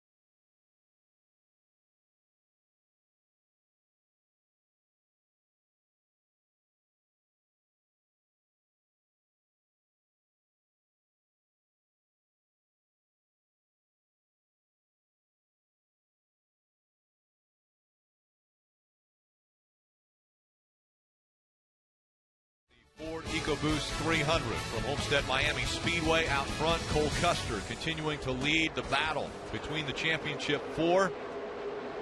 William Byron has the advantage. Elliott Sadler running just behind him, and Justin Allgaier 2 spots back from Elliott Sadler, running in the 6th spot.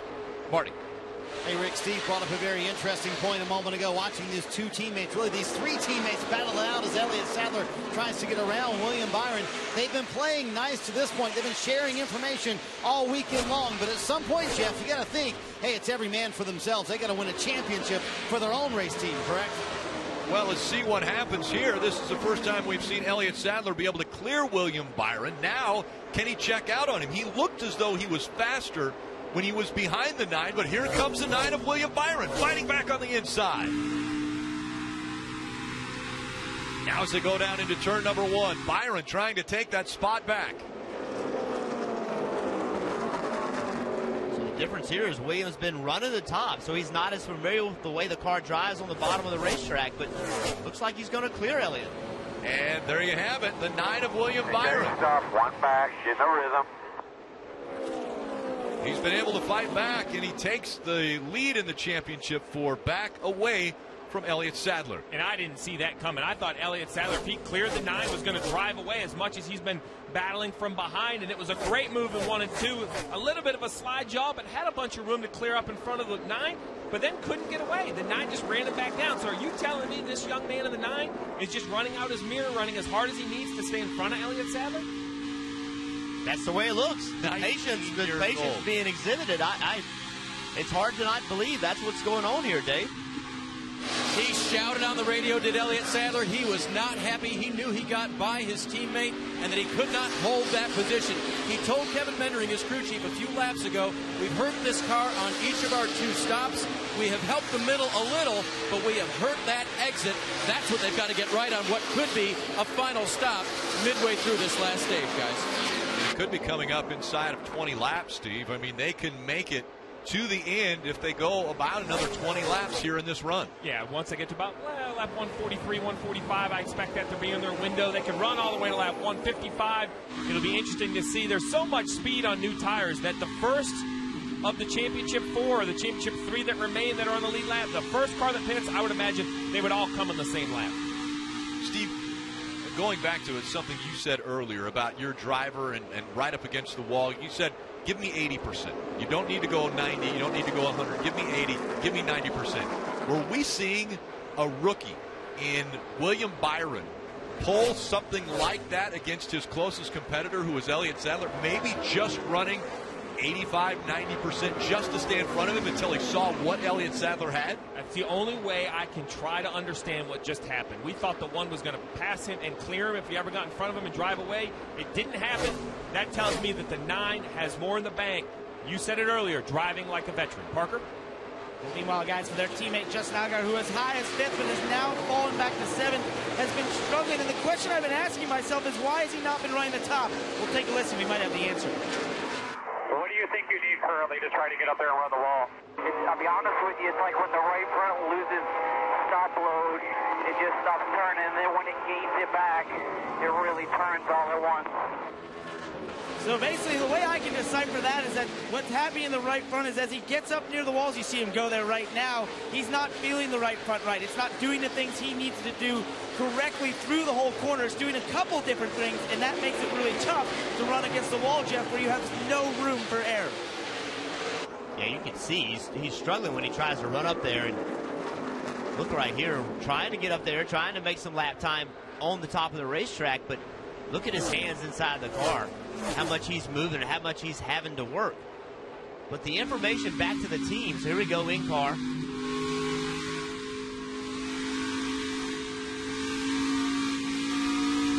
He turned the wheel to the right.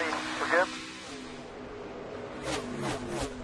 Listen, but it's so easy to lose. 69 laps to go. I go back to last year again. The 48 of Jimmy Johnson and Chad Knaus won their 7th title. And they were only the best car of those championship 4s for 7 laps. 7 laps. The closing laps of that race is all it took. Justin Allgaier needs to just continue to grind, continue to work, continue to give that feedback. He's doing the right thing. Don't get the car into the wall. 68 laps to go. We have no idea how many yellows, restarts. We have no clue how this championship will play out. A lot of racing still in front of us as we see the 7 a little sideways, even coming off of turn 4. Justin Allgaier, 2 spots away from a championship. Those 2 spots right now held by William Byron and Elliott Sadler. On the horizon, Rick, we expect some green flag pit stops. Things like this, you cannot have mistakes like this under green flag pit stops. That's a little messy, isn't it, Jeff?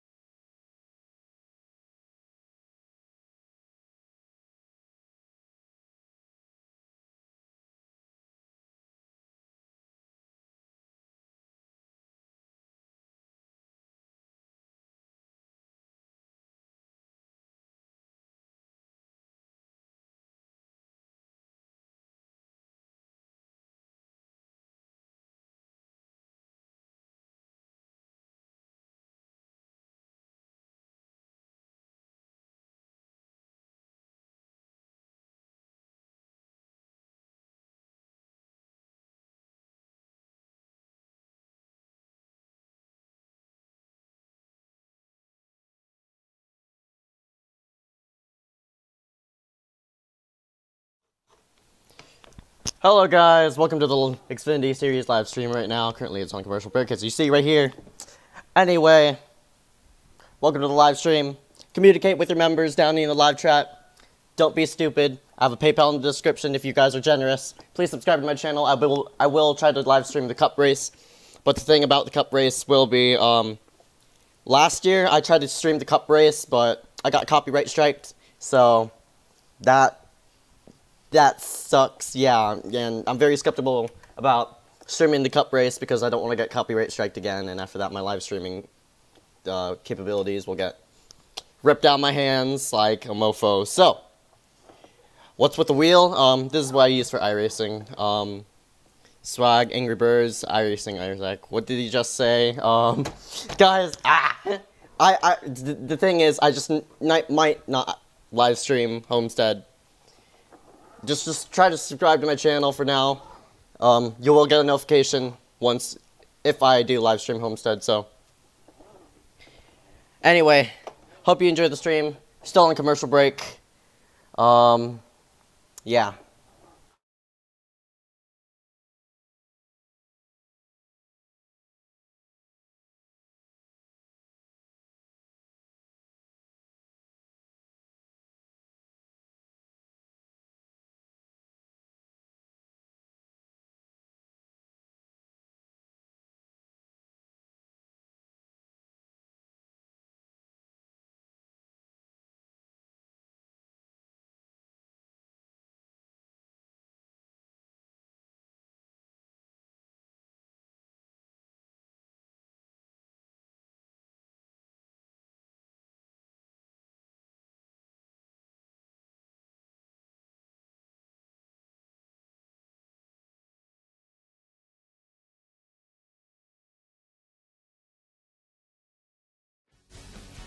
NASCAR on NBCSN is brought to you by Liberty Mutual Insurance, helping drivers worry less on the track and on the road.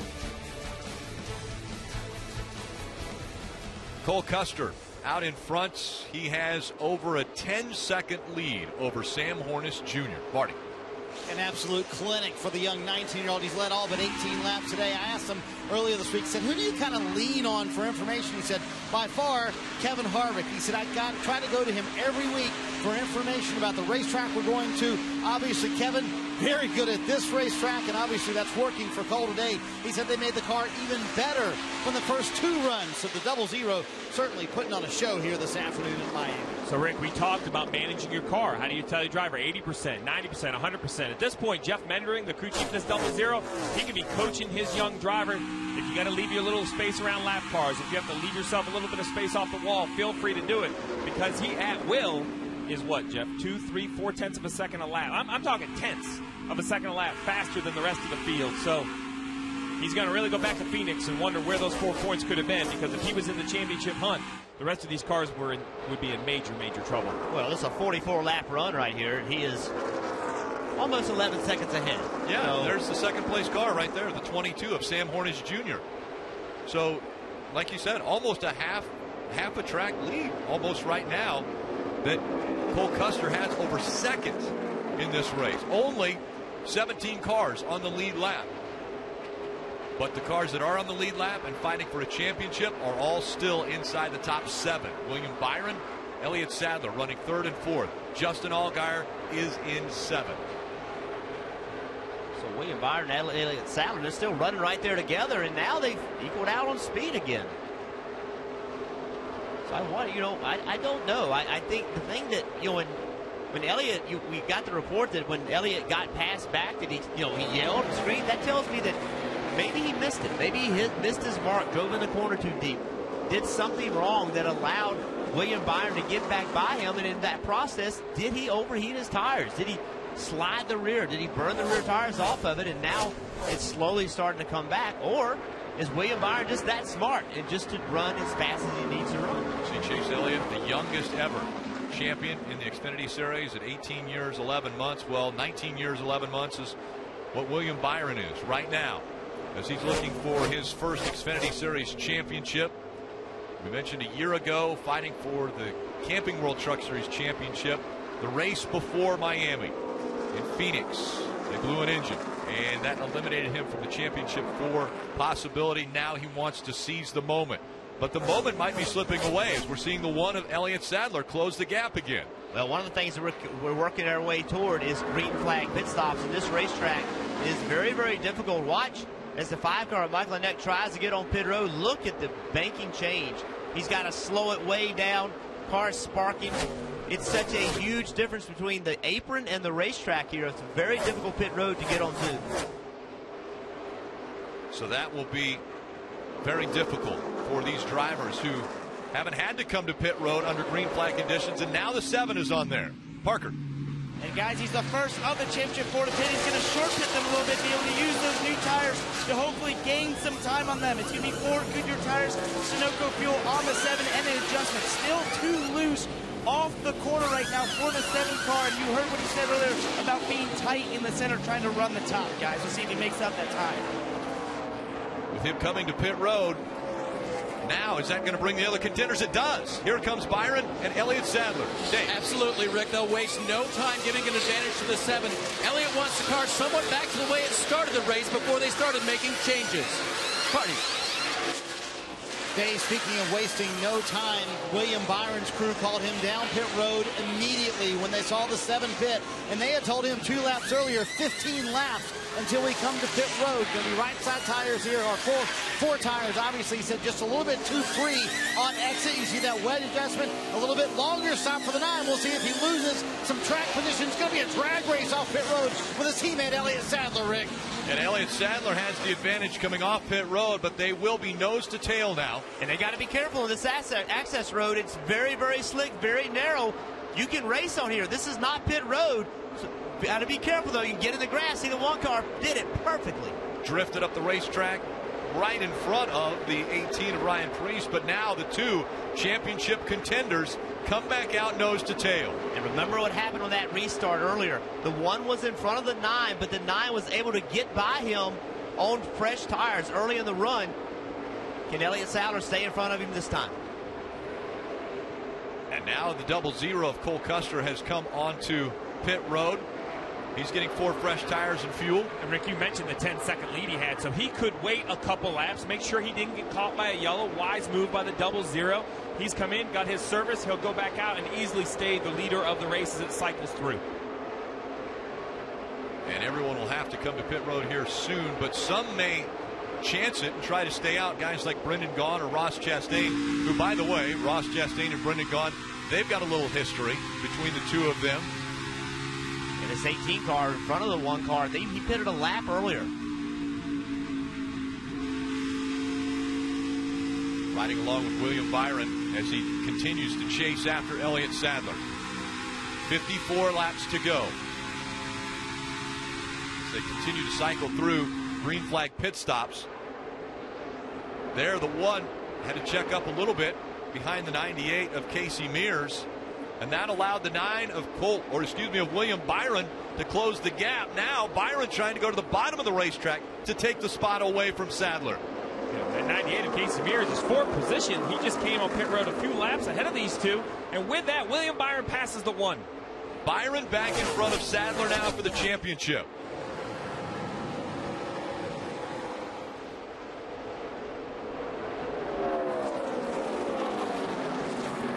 Now as pit stops have cycled, Cole Custer's back to the lead. Has about a 12.5-second lead on Sam Hornish. Cole Custer just doing an unbelievable job. 52 laps to go in the race. 16 cars still on the lead lap.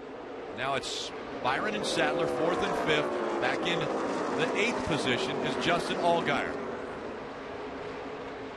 So we talked about how difficult it is to get on pit road. Well, watch the 1 car. Carries a lot of speed. The 9 car sideways. Here the car bottom out. Really good job by Elliott Sadler gaining space on the 9. Then watch them as they come off. Very close. So a little bit slow stop for William Byron's group, but Elliott Sadler did a nice job gaining ground on the pit entrance and then pit exit. Listen to the throttle. It's so hard. Elliott Sadler right against the grass. You can see when the 1 car caught the 98, as you mentioned, the 98 had pitted a little bit earlier. That got him in front of these cars. Took the air off the front of the 1 car, getting into the corner. Car lost grip. William Byron took advantage of it. And again, out front, it's Cole Custer leading now with almost a 12-second advantage over Sam Hornish Jr. Running 2nd, Ryan Preece is 3rd. William Byron and Elliott Sadler running 4th and 5th. Dave. And Rick, we showed those replays showing Elliott Sadler getting onto pit road. Guys, that's where all the time was made up. That's why Elliott came out in front of William Byron. He actually had a slower stop on pit road. That data is made available to us. And we're able to see that his stop was slower than Byron's, but because he did such a good job on and off of pit road, he got out ahead. If there is a late caution, if there is a race on pit road and off of pit road, Sadler could have the advantage, but they've got to find a way to make that 1 car better to stay ahead of the 9. Under 50 laps to go in the Ford EcoBoost 300 and the 2017 championship on the line. Out front, Cole Custer leading the race.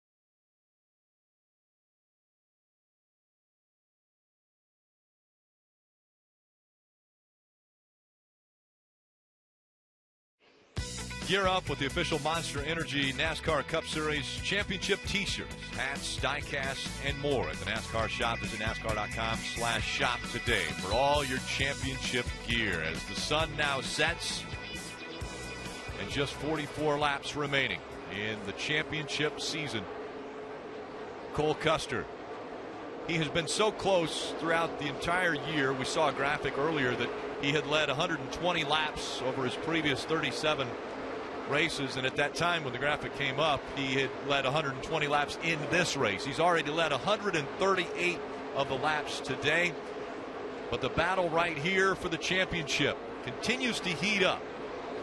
43 laps to go. William Byron in front of Elliott Sadler. Different run, same story. William Byron gets out on new tires. Elliott Sadler, with the tires wear, runs the 9 back down. Look how close he is getting into the corner. Will he go to the bottom? Diving to the bottom. William Byron also going to the middle of the track, making Elliott go even further down the track to try to make this pass. But they're side by side as they go down the backstretch. First bit of defensive driving we've seen out of the 9. Before, he was giving him both lanes on the bottom, but with 42 to go, time to start playing a little defense. So look at what William Byron's doing now. He's in the middle of the racetrack. Gabe Elliott at the top. See if Elliott can use that, gain some advantage down the straightaway. He's running him down. Guys, Justin Allgaier is only 2 positions behind in the 7th position, and his car fires off on new tires. His laps after the pit stop were very impressive. We get a late restart. That 7 car still has a great chance to race with these 2. Now, this is really interesting. They have changed positions. The 9's been on the top the entire time. Now he's running in the middle of the racetrack, and look at what it's allowing the 1 to do. What a run he had as they go into turn 3. Byron goes back down low. Elliott Sadler will also try to get by Josh Williams in the 90 lap car. Jeff, I like that corner entry for Elliott Sadler. He backed off and didn't turn underneath the 9. See if he does it again here in turn 1, just committing himself to the top. Yeah, he's seeing the 9 run the bottom now, so he started to run the top. He wants to try to get on the outside of William. And what a run he has. Will he go to the outside to try to take this spot away? I think Williams got to go back to the top of the racetrack right here, confuse Elliott a little bit. Don't show him the same thing every lap. Elliott getting a little bit touched. Yep, he's tested behind the wheel there. He told him, I'll wreck him if he wants to do that to me. We talked about it, 40 to go. They were polite earlier, but as laps wind down, they are not teammates. They're 2 race car drivers racing for a championship who happen to be owned by the same group. They want to win. Elliott Sadler way down, almost in the first groove here at Homestead Miami Speedway. William Byron running that higher line, and the gap stays 2 car lengths. You called it exactly right. The 9 had to get back to the top of the racetrack, Jeff. The bottom just wasn't working. Oh, Elliott's got a good run right here. See if he can keep the momentum, get into 1. If he does, you're going to see him go to the bottom of the racetrack this time, I think. Has the team made Elliott Sadler's car better? That's the question. We talked about that. Kevin Mendering, Elliott Sadler. That has been their signature. Every pit stop, make improvements. Sideways. The 1 trying to hang on to it. Now he's beside the 9 of Byron. Lap traffic right ahead of him. Where will he go? Both going down the racetrack. The 1 slides up. They make contact. William Byron. Elliott Sadler both saving it. The lap car, Jeff, the lap car went to the bottom. Elliott Sadler didn't want to follow the lap car. He overcooked the entry to run the middle and slid up into his teammate. A good job by both of them collecting themselves. The 1 car just stopped. He could have kept just digging a little bit and spun the 9 car out, and he did not do that. I might have a right front row here. So the right front and the left rear. Right front of the 1 of Elliott Sadler and the left rear of the 9 of William Byron. Little contact made. You see that the letters have worn off of the left rear of the 9. Now you have to think about the splitter, possibly causing some damage to the left rear of the 9 of William Byron. I have to think about Dale Jr. He's like, what are you doing? I know, but this is refreshing. We hear so much about multi-car organizations, and they save technology and share technology, and that's fine, but this is what I want to see. Battle between teammates, respectful but racing hard. There was no ill intent right there. That's 2 cars going for the same position, and Elliott Sadler's back inside the 9. There he goes for the position, trying to take away that top spot between the championship 4. William Byron fighting back on the outside. same position they were in the last time, driving down to the corner, and Elliott Sadler got so loose underneath him. When will frustration take over? Elliott Sadler has already said he doesn't want him doing that to me anymore, racing that way. But now Sadler surging ahead. He has the lead in the championship four. Now do not overdrive turn one. Get into turn one easy. Down the backstretch they go, getting into turn three. Easy, thank you. Marty. Hey, Rick, real quick. William Byron just came on the radio, said the car is extremely loose, really, really loose. He said, Jeff, you know that means it's harder to run the top. That's where William's been successful all night long. I think that's a great point. That's why we've seen him go back to the bottom of the racetrack, in the middle of the racetrack. Now, what Elliott Sadler has to do right now, he needs to be aggressive. He needs to make that lap time. Get away from him. There's the contact.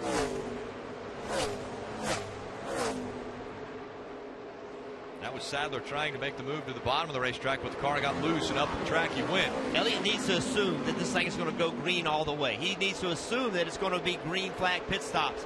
And they're slow good. pit stop. From where they pit, they're fine from here. They can make it to the end of the race on fuel without an issue from lap 145. So if this goes green, these cars are committed on this set of tires. Dave. Elliott Sadler has been aggressive in racing since he first got behind the wheel. That was in age 7. There was no division for him that young. The promoter put him at the rear, said he can ride around, but on lap 2, he went for the lead between the leaders, and they closed the gap. He destroyed his go-kart, parts everywhere. His dad came out of the racetrack to walk him off, and Herman loves to tell the story. As I was walking my boy off the track, he tugged on my arm and said, "I want to race, Daddy." He had forgotten that the motor was cut in half and there was no more go-kart, but that's how Elliott has been his whole career. And now at age 42, he's aggressively driven his way to the front. Well, don't look out of the mirror now, Elliott Sadler, but the last lap by, William Byron gained almost 0.2 of a second on you. He's running the middle of the racetrack.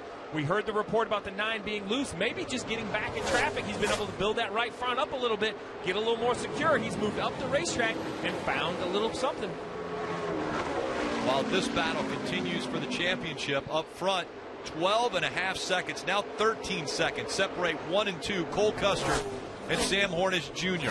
You say he's gotten to the top. He's gotten to the very top. This is as close as he's been to the wall. We've seen him above that upper seam, but not inches from the wall. Look what William Byron's doing now. He's got his car right against the wall.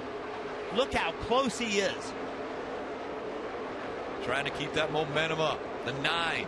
Searching for grip, searching for speed, and a good run as he closes the gap now between he and the 1 of Sadler. Parker. Guys, I'm wondering as I watch the 9 use that very top lane. That's the lane I've been looking for drivers to use, the Kyle Larson lane, scraping the wall. I wonder, as the sun has set here and it's become nighttime, if that lane has become available because of the change in the track we're seeing. It's go time, Rick. We talked about it. When do you put your car in jeopardy? When you're closing in on 30 laps to go for a championship. I think that's the key. I think risk versus reward. I think William Byron's been put in the position to have to be willing to risk getting into the wall. How quickly will the spotters relay that information? Has it already been done? Is the 1 right now learning? Is Elliott Sadler saying, okay, I know that the 9 is gaining on me because he's right up against the wall? Well, I think Brett Griffith, the spotter for Elliott Sadler, he'll certainly be relaying that information. Hey, Jeff, the first thing he told him was that really worked for Byron when they were in traffic. And you see, for the moment, Elliott's been able to maintain the gap. And guys, the spotter for William Byron, Noah Barber, said, I don't know what you found the last 4 laps. Whatever it is, keep doing it. And it's working. They're running the very top of the racetrack. Not much room between that 9 car and that wall. That time by Elliott Sadler just a bit faster than William Byron. The championship coming down to the final 20 laps.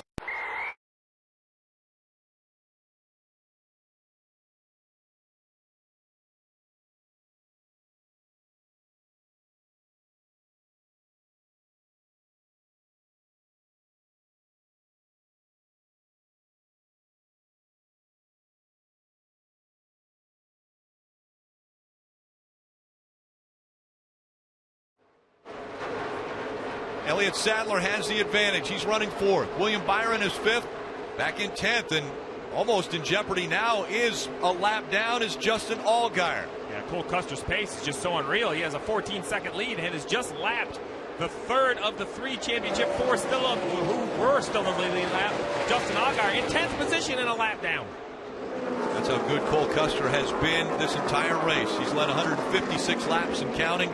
Only 26 laps to go, and that's the gap for the championship between Elliott Sadler and William Byron. As long as Elliott Sadler can keep this advantage and the 9 car doesn't get right to him, he can continue to run this line. But if William keeps gaining ground on him, Elliott's going to have to change his line. He's not going to be able to get him the very outside of the racetrack, Marty. Jeff, remember the reason why William Byron told us he felt he would be the champion at the end of this day. They've won the big races. They won at Daytona, they won at Indianapolis, and won at Phoenix last week.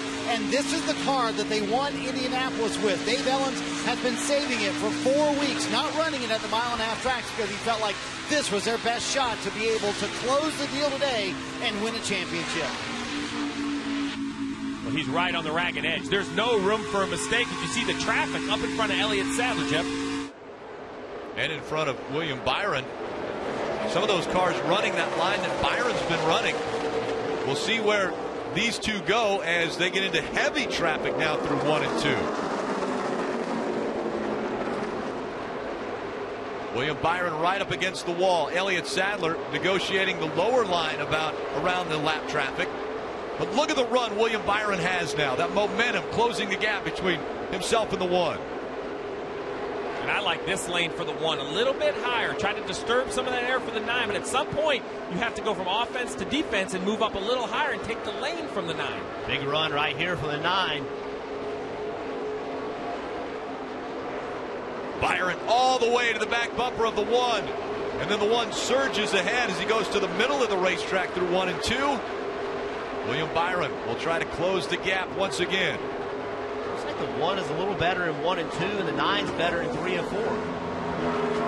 Exactly what spotter Greg Rickman told Elliott Sadler, just so he knows, Jeff. You want to know where your competition is better than you, and if you can't see him in that rearview mirror already.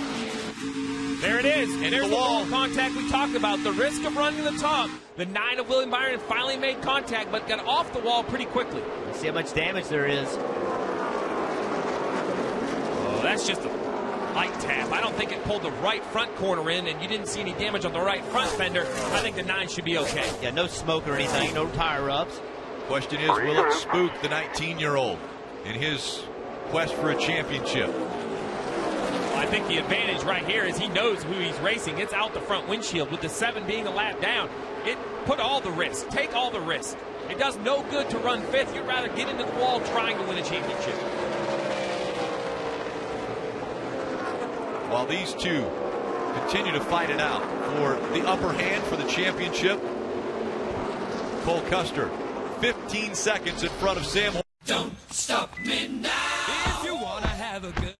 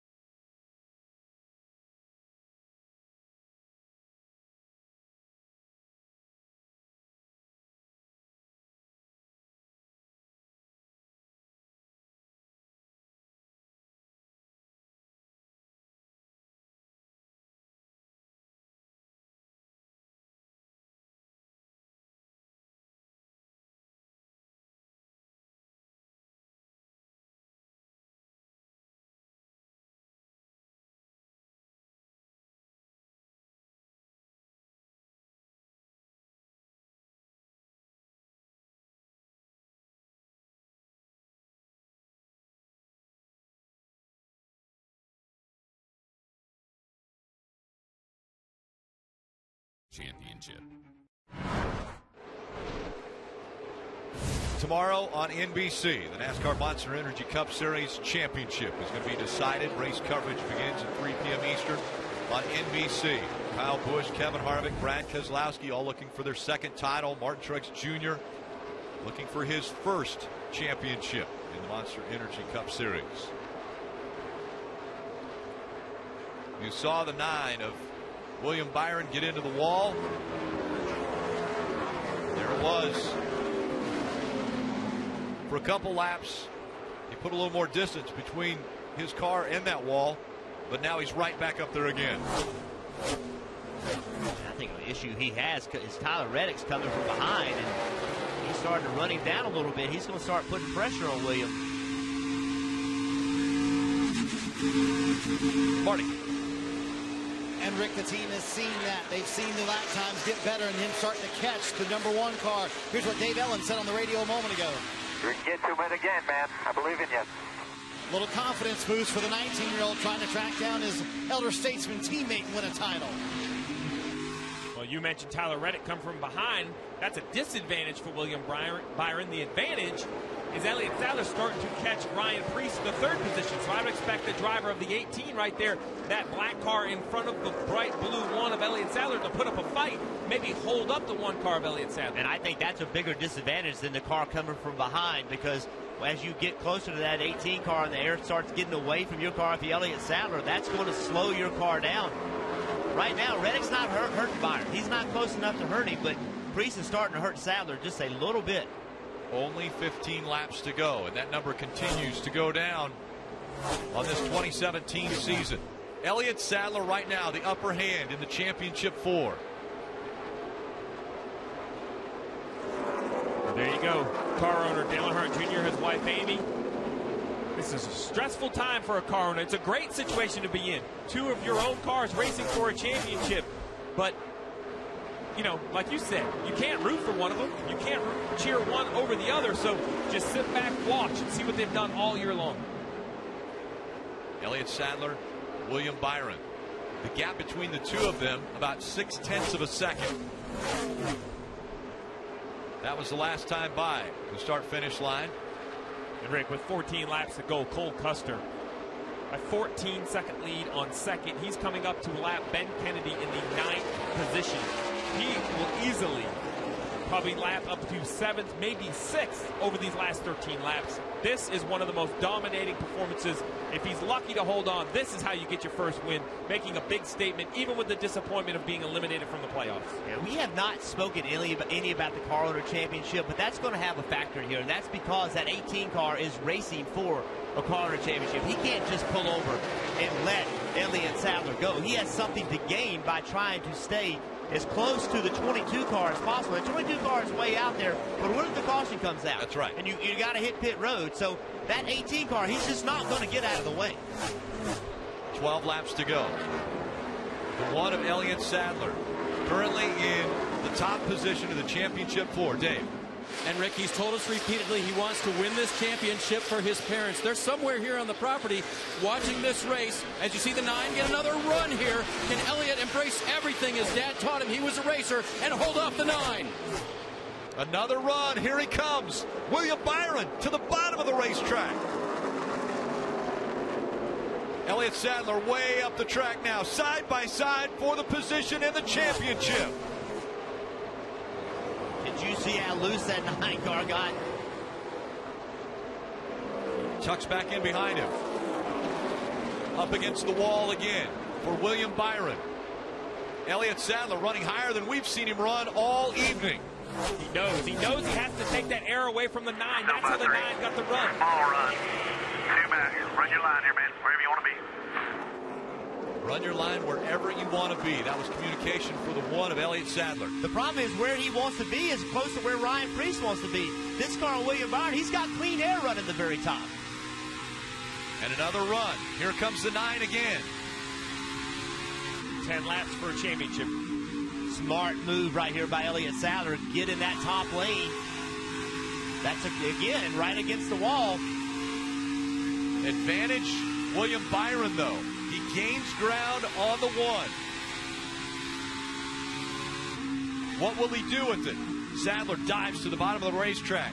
Oh, if he doesn't clear Preece right here, this is going to slow him down huge. It does slow him down. Here comes the 9.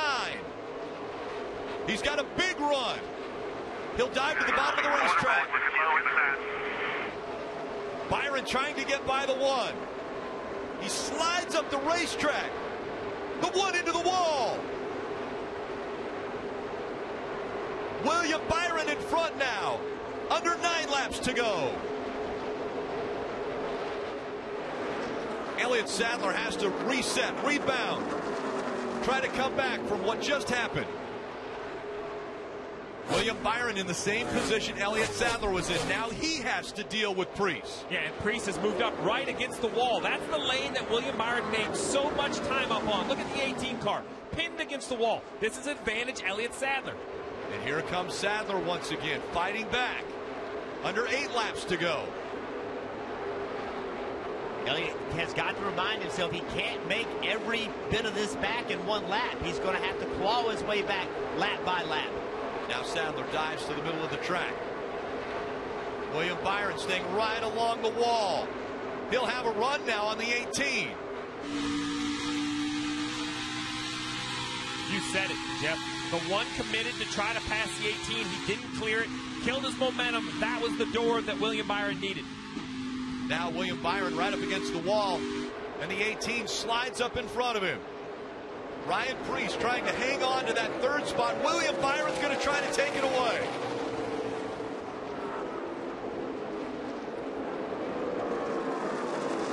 Look at the congestion on the racetrack. Elliott Sadler trying to utilize this.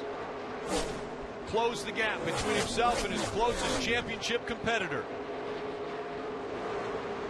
That last lap, Elliott Sadler closed in almost 0.2 of a second, it seems like, on the lead. Now he's close to the bumper of the 9. And the 9 of William Byron having to check up because the 18 of Priest running his exact same line. That closes the gap. Here comes the 1 again. William Byron dives to the bottom of the racetrack. He'll try to clear Priest. Byron gets up in front of him. Can he hold on to the position? That pass right there may have been for the championship. Byron able to get by Priest. Now he has smooth sailing in front of him as he goes to the wall. Here comes Sadler. Sadler gets into the back of the 18.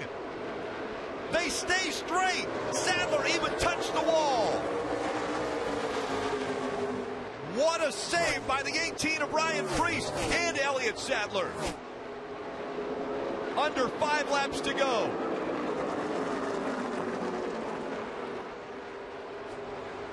Byron all by himself.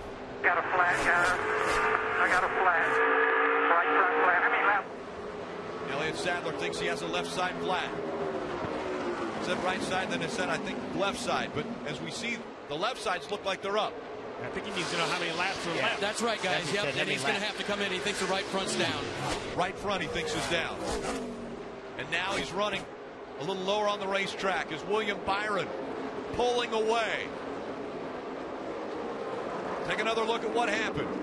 You can see Elliott Sadler just in desperation mode at that point, knowing he had to get around the 18 car with only 4 or 5 laps left, and just got in the corner too hot. But right here, this is when it all happened. He made a move from a long way of, far way back, trying to clear Ryan Priest, and just could not make it happen, and lost all of his momentum. William Byron took advantage of it.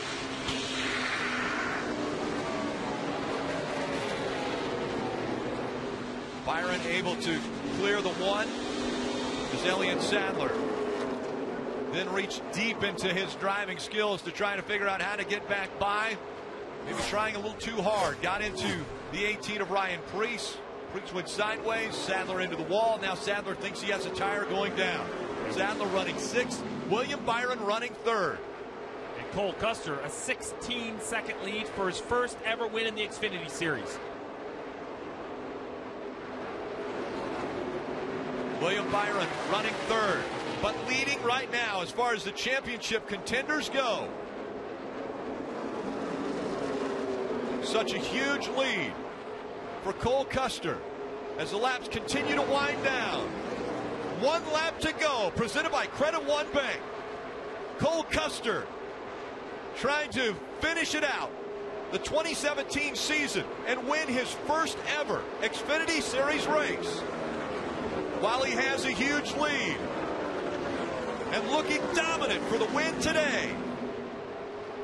The final time through 3 and 4.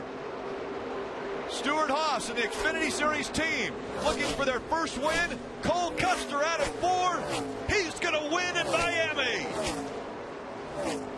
And right behind him,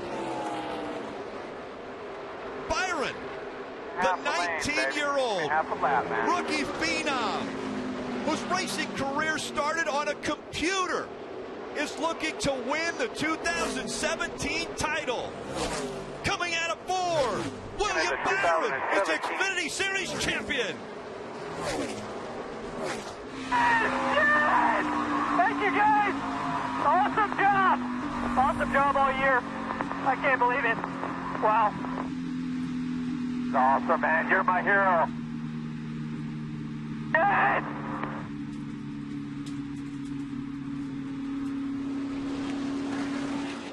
Dale Earnhardt Jr., all smiles. Winning car owner. Saw Amy in the background, expecting their first child.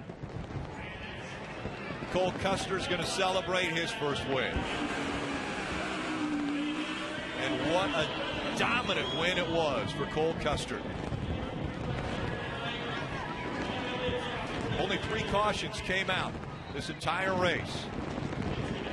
Cole Custer took advantage of that. He had a huge lead and never gave it up.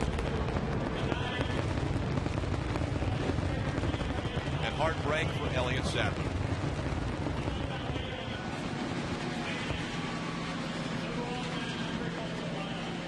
Another also ran for the 42-year-old, Peoria, Virginia. A difficult night for Elliott Sadler as the closing laps came down. It was the 19-year-old of William Byron who shined tonight the brightest.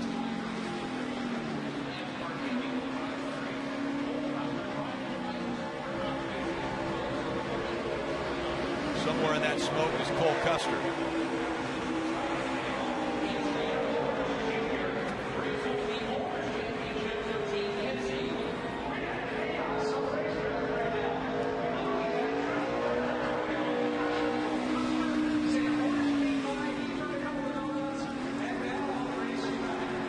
Two celebrations simultaneously happening. The race winner, Cole Custer. The champion, William Byron.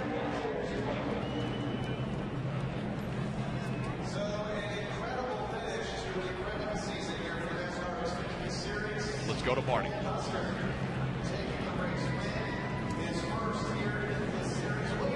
Rick, the 19-year-old from Charlotte, North Carolina, playing to the crowd, hugging his crew.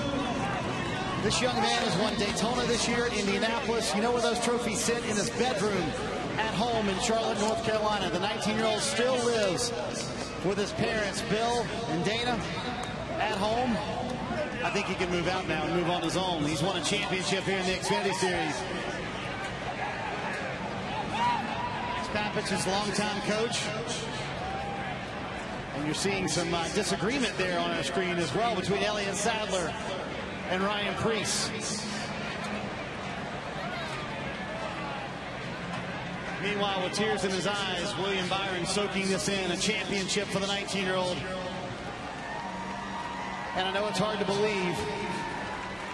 You told me on Thursday, we're going to win because we've won the big races this year. How did you find another year, though, to pass your teammate, Elliott Sadler?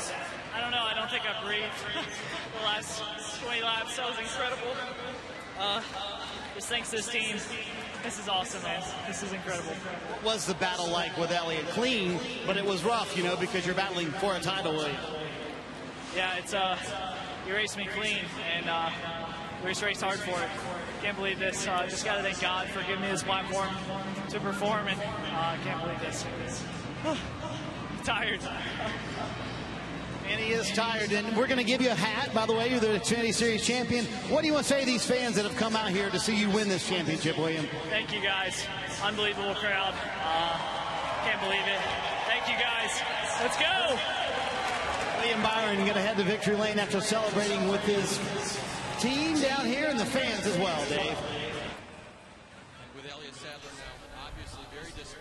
Thank you all for watching the live stream. Hope you rate, hope you comment, hope you subscribe, and hope you do something good in life.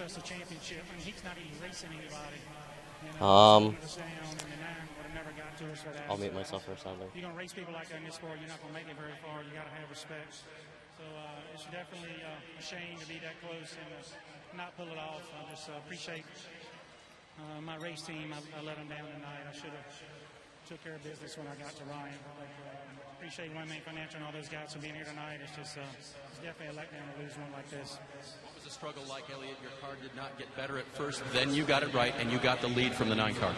Yeah, we got the lead fair and square and passed and all that, and then I didn't know lap car or somebody not even racing for anything was going to race us that hard, and they let the 9 come back to us, and it cost us a championship. I don't know any other way to look at it. A rough end of the day for the one driver, the veteran, Parker. Dave, I've caught up with Ryan Preece here, who you heard what Elliott Sadler had to say there. What is your rebuttal to that? Could you have gotten out of the way? Is there something you could have done different? I mean, to be honest with you, if there's a person you don't want to cost a championship to, it's Elliott Sadler. But, you know, I'm just trying to do team orders here. I was racing for an owner championship. Yeah, we weren't racing for the win right there, but we were still racing the 9. So, you know, I got to thank Joe Gibbs for giving me this opportunity. Safe Flight Autoglass, Toyota, everybody involved there at Phillips. Just, you know, it's not where I want to be right there, but you know, obviously I hate it, but can't take it back. That contact that happened here, you see it there.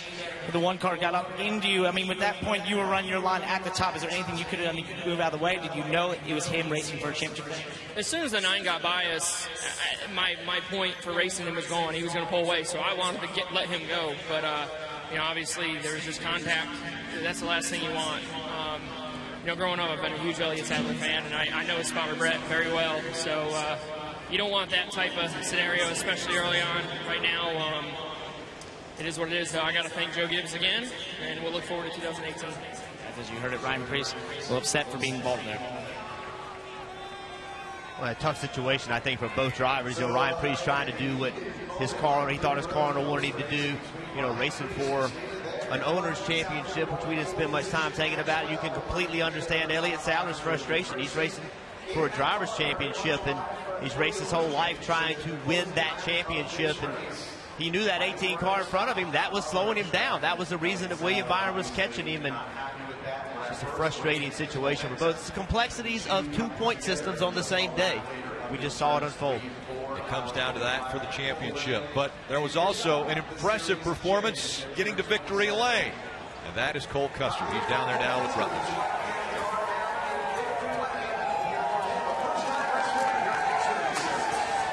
Rick, a huge celebration for the first-time winner. Cole Custer put on a clinic today. Congratulations for absolute dominance. Yeah, haven't done that in a while. We definitely have something to prove this weekend. We were so close to making it last weekend, and really wanted to end strong. We knew we were going to be really good this weekend, but our Halls Automation Mustang was unreal, and we wanted to really have a good showing on Ford Championship weekend. Even though we weren't in it, we wanted to win. Hopefully we can sweep it tomorrow. Obviously we have some good cars in the hunt tomorrow, but everybody at Halls Automation, Code 3, I mean, Roush Yates Engines, they just have been unbelievable all year. Xfinity, everybody at NASCAR. I mean, it's just been, it's unbelievable. Going into this year, there was so many question marks with just how my year went last year, and we had nothing in December, and it was to see how far this has come is really unbelievable. Cole Custer, congratulations on your first win. Thank you, and especially thank you to Gene Haas. I mean, I would never be here without him, and I can't thank him enough. Guys, all celebration down here for Cole Custer. And, of course, the celebration just beginning for the 19-year-old from Charlotte. William Byron did all he had to do tonight to claim his first Xfinity Series championship. That will sum up the Xfinity Series championship. Thank you all for watching. Hope you rate, hope you comment, hope you subscribe. Hope you do something good in life. Obviously, I'm going to be streaming some NR2003 right here. So let's open that up and get some requests. You name the track and car, I will post it. I'll race it. 2 laps, just 2 laps. KRA is at 8:45, by the way. I'll start heading qualifying maybe in a bit, but otherwise than that, thank you all for coming and supporting the stream. So first off, I want to give a shout out to AJ for moderating the chat and other things as well. Monza Oval. Oh, shit. No, I don't even have that. Not even on here. But let's say if there was a late race restart and Hemrick was on the lead lap, let's go to Homestead, all right? Let's recap what the fuck happened, and you know, let's duke it out. 2-lap shootout at Homestead, all right? So if I could even find Homestead, there it is. Anyway, so here we go.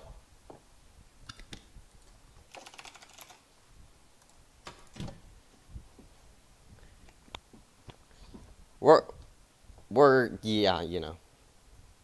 So anyway, there we go. Gonna be the commentator, of course. Don't like my commentating. Well, shit, you came to the wrong stream. Other than that, the Xfinity stream was pretty fine. Anyway, all right, William Byron's up front. Hold up, let me requalify. Let's see where everybody calls it out. It's qualifying. Ty Dillon up front. Well, I know there's not supposed to be any Cup drivers here, but whatever. Drivers to your car. We're still gonna go as is. So 8, 7, 6, 5, 4, 3, 2, 1. Blah. Ty Dillon's not really much of a factor. Ooh, Cole Custer's up there, so that's pretty realistic. Anyway.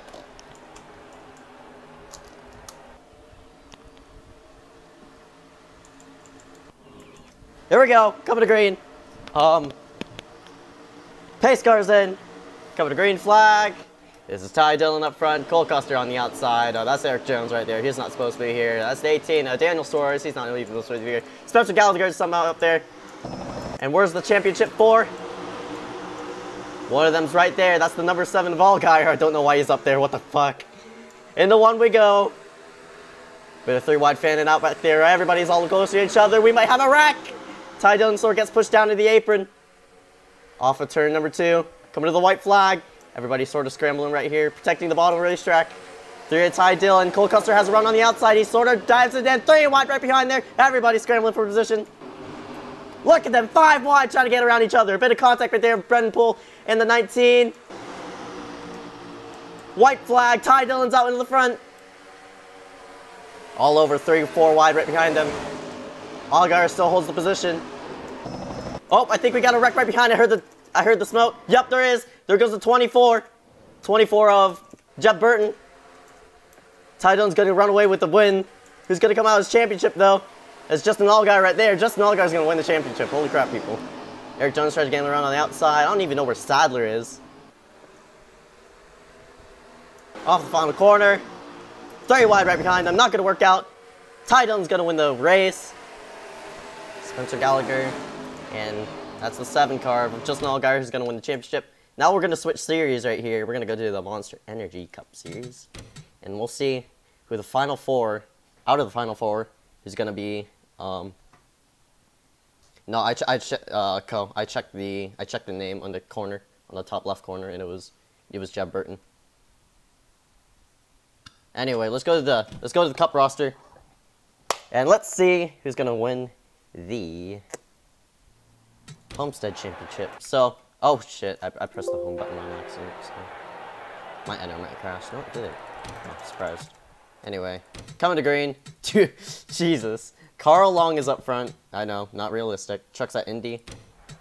Alright, I'll do that next time. Gonna fulfill Michael Bianchini's request. Okay, your final 4 is some dude, and Truex, so Kyle Busch all the way in the back. That's surprising. Green flag. Carl Long up and away. Players 20 and 1, Murray and Kenseth. 3 wide right behind them, and that's Derek Cope stuck in the middle. McMurray tries to clear off the corner. Dan Cannon in the wall. Oh, we got a wreck! There goes the 5. Even more wrecking. Earnhardt's involved. Oh, this is the big one right here.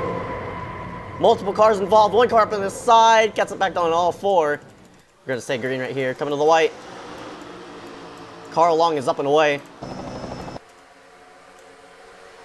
Austin Dillon trying to sort of back up his brother's win right there.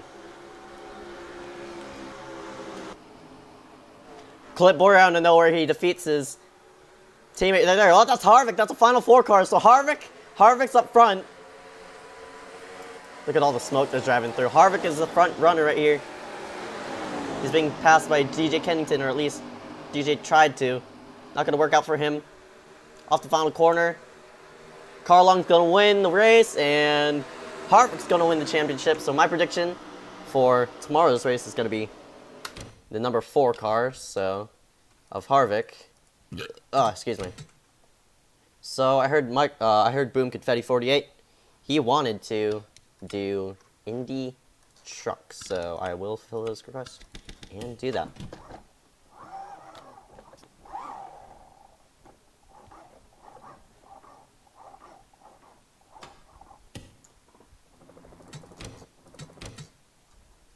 Get it up, scrambling, blah, blah, blah. And bam, right there.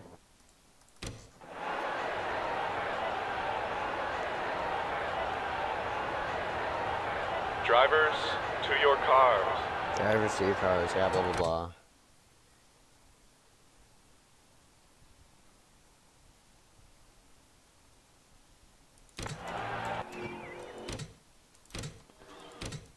Alright, Ben Rhodes is up front, in front of the 21 of Johnny Slaughter right there. 33, Cosgarala trying to get in the mix. Covered green this time by Pace Truck is in. What about do some NR2003 series soon? I might, depending. Go to green. Green flag is out. Up and away goes Ben Rhodes. Rhodes right there to the bottom of the racetrack. Oh, got one in the wall. Didn't really get in the wall though. They're 3x3 trying to get around each other. One car on the grass. It was truck, my bad. Chase Elliott right in the mix of there. That's the 23 car. Oh, I'm truck. Fucker. Same thing. Pack split up right there. Probably might be a wreck. Oh, yep, got a wreck back there. That's 83 of Todd Peck involved in that one. 50 is also involved. He stopped on the racetrack, but we're going to keep it green. Coming to the white flag. Multi-groove Indy? No, this is not multi-groove. Oh, jeez, they're really slowing down. Oh, we got a wreck right behind. Sorry for the spazzy camera. That's the 49 and Wendell Chavis. So we're up and around. Up, outside line, sort of semi-getting around off the corner. I'm really gonna help them though. Here comes Christopher Bell out of nowhere. It's up on the high groove right there, being side by side with that number 33 car of Cosgarala. Cosgarala got a ride here for the Xfinity series next year. Trucks at Sonoma. Alright. I might do that. Oh, that's oh, around goes Chase Elliott. He gets in Crafton. Crafton on his roof! Crafton goes up and over. Oh, he gets hit on his roof. Oh, another car on his roof. That's 16 of Ryan Truex. He's still flipping. Cars are still piling up in. Trucks, my bad. Oh, another truck on his side. Scott Legacy. Coming to the white, though. I mean, coming to the checkered. Here comes Sauter. Sauter just 2 car lengths ahead. Here he goes. Where's he gonna go? Rhodes. He's on his bumper. Let's see if Sauter does the move. He doesn't. He's on his back bumper, though. He's pushing him across the line. Ben Rhodes is most likely going to win the race. Yes, he will. Sauter peeks inside. Won't let it happen. Ben Rhodes is going to win at Indy. Somebody wanted trucks at Sonoma, so... it depends on how this goes. Sonoma. There we go.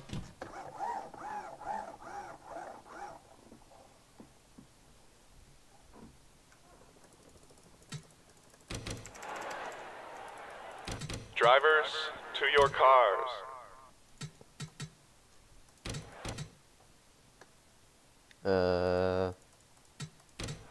There we go.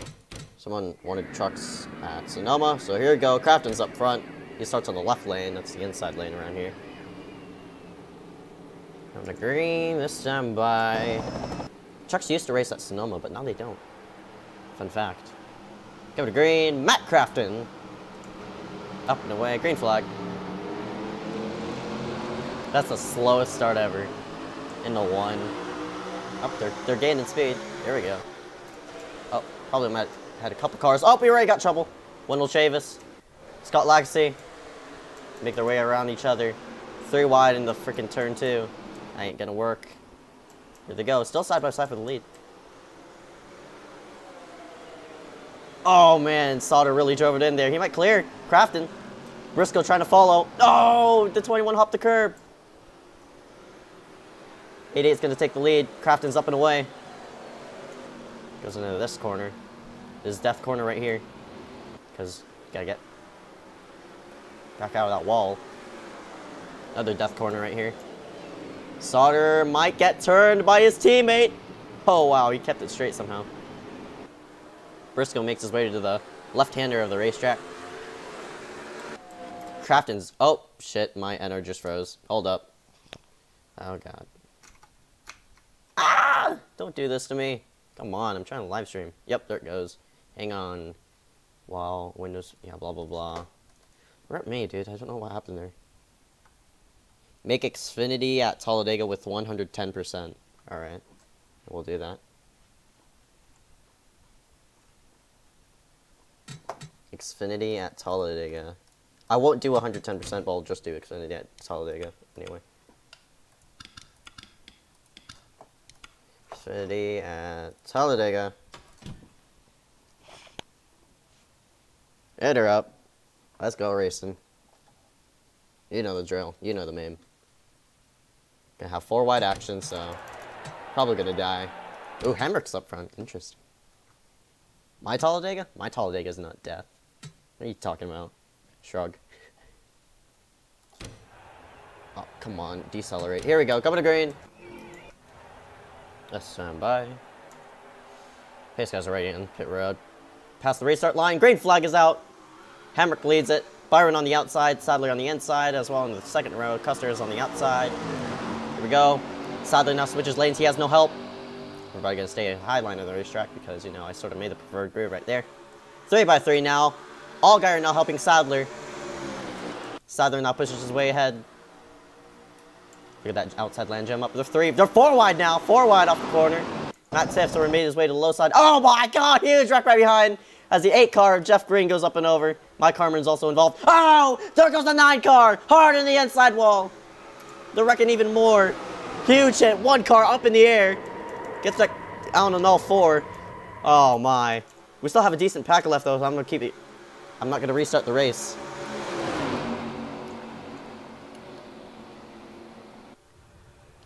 Still 4 wide, trying to make their way around each other. We're going to replay the, what you call it? Going to replay the finish right here. 5 wide now. 0 cars. That's not really recommended. 5 wide across the start finish line. Brandon gone with no help right there. But there's, oh, now he has help from Blake Cook. He could stick it there. Now back to 4 wide right there. Michael Annett has no JRM teammates on his second line. 11 Blake Cook now goes to the second line, I think. Nope, he still is on the bottom with Brandon gone.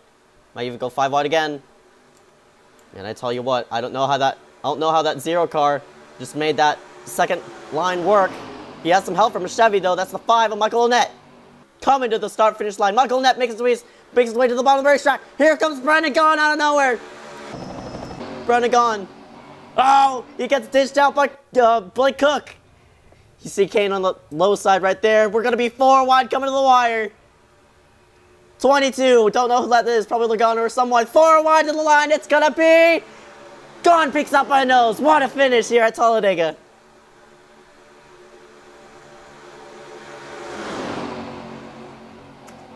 Let's show you all the wrecks and stuff like that so I can entertain you all.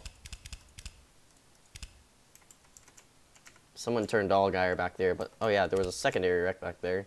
Oh, sorry for camera spaz. It looks like, oh, someone turned the 42 of Reddick, and up and over goes Jeff Green. Jeez, went for a wild ride. Sort of bushered it. Up and over he went. And right here, all the way in front. Ooh, Byron got turned by Hemrick. Byron got turned by Hemrick. Hard in the wall goes the 9 car. And Brandon Jones gets turned up right in the middle of the pack. Bam! Look at that! Oh, man, nearly sort of did a blowover right there. An AI blowover. You never see that often. And Byron, who got caught up in the first wreck.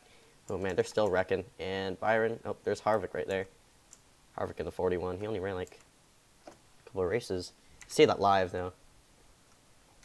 Oh, whoops. See that from a different angle right here.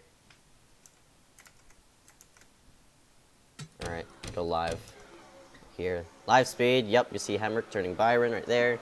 And up into the outside wall. Bam! Look how airborne that 33 got. Now Daytona Xfinity 110%. Not gonna go 110% because that sort of breaks my NR. But we will do Daytona Xfinity. And is this the 2018 Lilly Diabetes presented by Credit One Union Federal Bank member F? Oh my goodness, dude. Chill out with your sponsors. Chill out. Any series, Daytona RC or Charlotte RC. Drivers, I do not have any because, you know, they're not up to date. Xfinity Martinsville. Well, let's finish this one. We're probably going to do Xfinity Martinsville now. Haven't done that. Xfinity doesn't run Martinsville. They used to, though, in 2006. Coming to green. Green flag. The one car up and away. Elliott Sadler. Matt Tift. Makes his way to the low side. Maybe the end of the action right here. 3 wide right behind them, though. Brendan Poole gonna make his way to the low side of the 11 car. Blake Cook right there. 3 wide. 3 wide up front as well as Hemrick makes his way to the low side. He has help from the 7. Oh, and around they didn't go. Wow. Oh, Brian Reed, if he could save it. Come on, Reed. Yes, he did. Wow, what a save by Reed. They're 4 wide in the middle of the pack. That ain't gonna work. 4 wide at Daytona doesn't usually work in the Xfinity car. They're gonna make it work somehow, some way. They do. Unreal. Oh, the 12 car might get turned by the 2. Please don't turn him. No! Around goes Custer. Oh, got another wreck up front. This is gonna take out the majority of the field right here. Chastain involved. I see that. 0, 88. No, he didn't. Oh, up and over goes 39 of Ryan Sieg. Oh, man, he got hit hard. Another Ryan up and over. Ryan Reed. Jesus. What a huge wreck right here. We took out the majority of the field right now. So, the only person up front. Oh, they're 4-car race now. 4-car race. No, it might be a 2-car race if Poole doesn't turn the freaking 28 of Armstrong.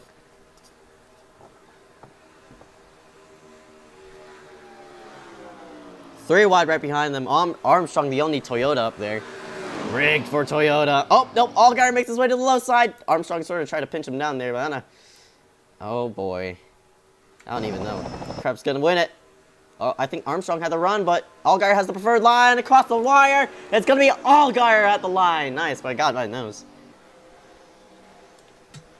And someone said Xfinity at Martinsville, so I will do that. Cup Series Daytona night. I will do that then.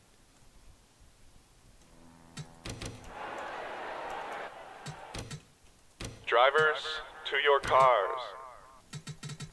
3,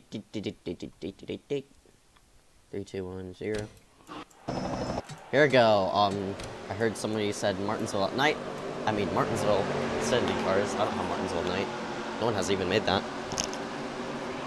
Green flag. Up and away at Martinsville. 2-lap shootout, of course. Oh, Ty Dillon gave the bumper to the 1. Oh, yeah, a bit of bump and run right here, man. We're all over sort of place. Oh, bit of contact right behind there. Somehow they saved it. Dillon makes his way to the low side. They're side by side with Sadler. If Dillon can not hit the bumpers right there. White flag. Dillon clears it. Huge wreck right behind. That's the 5 car of Annette into the wall. Sadler sort of shoots up the racetrack. Dillon's pretty much clear of everyone right now. Oh, Tiff gonna try to bump and run. Can't get there in time. Ty Dillon at the line, blocks the low line.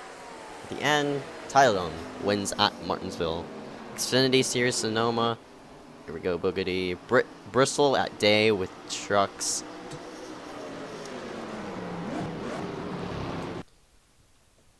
Oof. Some of these I don't. What you call it? Some of these don't have like a nighttime or daytime stuff, you know. So it's just like my Daytona. Oh yeah, somebody said Daytona Cup at night. Be aware of my Cup. If they wreck on the start, like if they go spread out and wreck, I'm gonna do Daytona daytime. But for now, let's do Daytona night. Cup in Iowa. All right, I'll do that next. or somebody said something like Bristol a day with trucks or Xfinity. Jeez, many requests right here. Xfinity series at Sonoma. 3210. See, yeah, this is my problem with the cup cars at night. I mean, they're better at daytime. They don't do this during night. Like, I mean, 3x3 starts. I guess that's fine. Green. Somebody doesn't get turned. Yep, around goes Almirola. We're already piling up half the field back there. Rip. My gosh. Whatever. We're still going to keep it green. We still have a decent pack left. Well, I think we do. We're about to not, because someone doesn't want to give room to somewhere. 4 wide right behind there with Suarez and Ty Dillon sort of squeezing up on each other. That's not Ty Dillon, that's Austin Dillon, my bad. I do not have Indy cars, I'm sorry about that. Do not.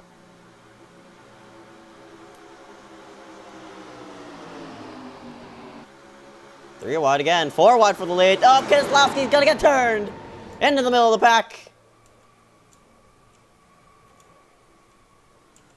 Only have 3 cars left in it, though. Aggressive goes around. White flag.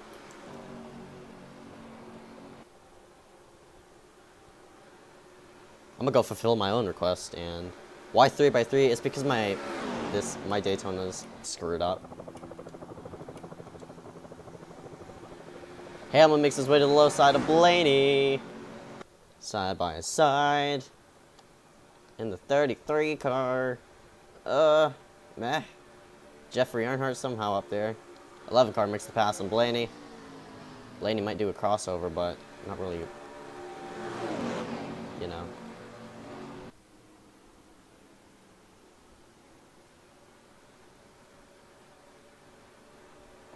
Coming to the line. Denny Hamlin wins at Daytona night. I'm gonna go do a road course right here just to fulfill your requests. The many I'm getting. Do Xfinity at Cup or figure 8. I do not have a figure 8 track on there. I only have like the Cup tracks. I mean, all NASCAR tracks and stuff like that. Southern National, even K&N tracks too. 5, 4, 3, 2, 1, 0. Okay, so we got one realistic person up here. That's Allmendinger up there. DiBenedetto, he did win a K&N race at Watkins Glen, surprisingly. So, I guess that's realistic. Coming to green. Green flag is out. We're up and away at Watkins Glen.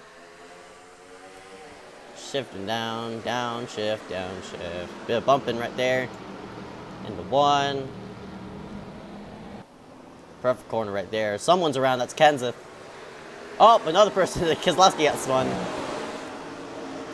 Blaney now makes his way through the second. Side by side there for third. DiBenedetto and 24 of Chase Elliott are all over each other right there. I think it's going to come down to Blaney and Allgaier. I mean, not Allgaier, Allmendinger. My bad. Look at them blocking all over the place. Larson went to the low side to block the 51 of Cody Ware, I think. That's Timmy Hill. Oh, side by side for the lead. Oh, Blaney. Blaney tried to get to the outside of the 47. Can't not get there. 47 slides up the racetrack. Keeps it in. Gas somehow. Holy crap. Alright. Blaney's going to make his way to the low side into a braking zone right here. Blaney's definitely going to make the pass right here. We still have a close amount of cars right here. We have 4 cars under a blanket now. Oh, Dinger. I mean, Blaney couldn't get to the bottom of the racetrack in time. I mean, clear Allmendinger in time, and he's going to be side. They're still side by side somehow. I thought Allmendinger would make the pass. Oh, now he did. White flag. 1 lap to go at Watkins Glen International. Oh, Blaney gave a bit of a bump to Dinger. Wow, what a clear by Blaney. If he could even clear him. Oh, no. Dinger got a straighter exit. What's my Discord server code? I'll hand that out here in a bit. Got more wrecking right behind there. Still side by side for second. I cannot believe they kept themselves straight with an E. That's a meme, by the way. Straight with an E. DiBenedetto now makes his way back up to second. Here we go, into the bus stop. DiBenedetto. Oh, Blaney got turned! Blaney got turned. No, there's many cars overshooting that one. Alright, DiBenedetto has to make the pass soon. Side by side. Oh shit. I've never had a photo finish in a cup car. I mean, at Watkins Glen. I've never had that before, except like one race in which killed each other at. Save DiBenedetto. He has the bottom lane coming into the corner. Probably gonna clear a Dinger right here. Side by side again. Nope, Dinger drives it in hard. DiBenedetto with a clear. Oh no, he didn't. They're side by side at the line. He's gonna get it. DiBenedetto by a car length. He's gonna win at Watkins Glen. What a race there. Through the asses. Yeah, through the asses, dude.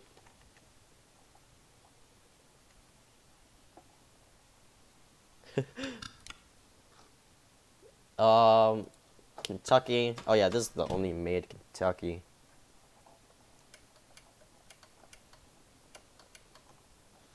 This is the only Kentucky I have right now. It's a repaved Kentucky, so a lot of people are jealous about me. Drivers, to your cars.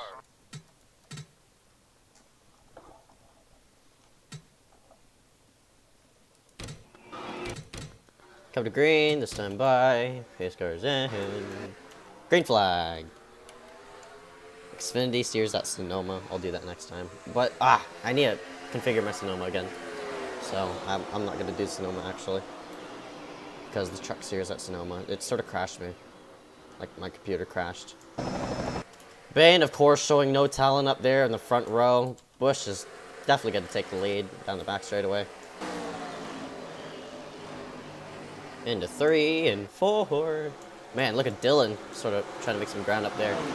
Trevor Bane's still falling back like a rock. White flag this time by. One more lap to go, presented by Credit One Bank. And Dylan, yeah, he's jammed up everybody. We're freaking back there. Kiwi, if someone does not show me the race, if someone doesn't show up for the race tonight, can I fill in? No. Sorry, we don't have any subs for KiboyR. Oh, jeez. On the back straight away. Final time into 3. Kurt Busch, unrealistically, is going to pick up a win here at Kentucky. Side by side there right behind. Jones tries to make his way around Dylan. Not going to happen, though. Let's do a couple more racetracks before we go off stream, because the stream is actually sort of you know, meant to be for the Xfinity Series race. Remember, Cup at Iowa whenever you can. Oh, yeah. Yep, I will.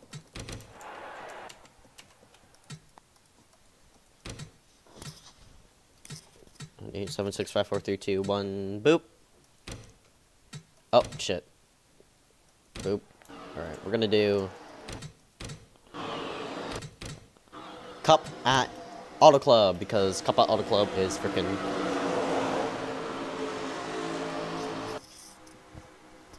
There we go. My Auto Club's really multi-groove, so it's pretty meme right here. Coming to the green.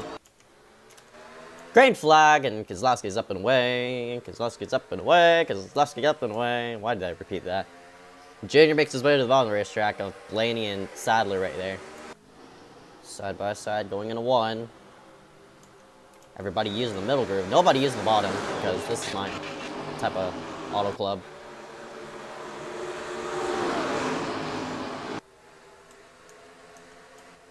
Someone's in the wall. Suarez. Single file up here. 2 JTG daughtery cars up there. Keselowski. Oh, Buescher sort of used up the middle lane. He's sort of following in Keselowski's tracks. Well, 5 wide back there. Look at them. 5 wide trying to make their way around each other. Coming to the white. Oh, whoops. My bad. White flag. Keselowski. They're still trying to make their way around each other. Into 1. Someone's in the wall. Buescher shoots out of cannon. Keep it off the wall, though. Config the INI files. I don't want to go to my files in a live stream. That'd be creepy. Don't want people snooping on my stuff. Oh my gosh, Dinger made his way up to Keselowski. Here he comes. Here comes Dinger. Dinger to the inside of Keselowski. Who's going to throw it off? Who's going to throw it off the corner? Side by side. 47 sticks the lead. At the line. AJ Allmendinger going to take the win. Yeah, I was looking at rate. I was looking at fastest time was Aaron, but yeah, Dinger. Oh, the 51 got second right there.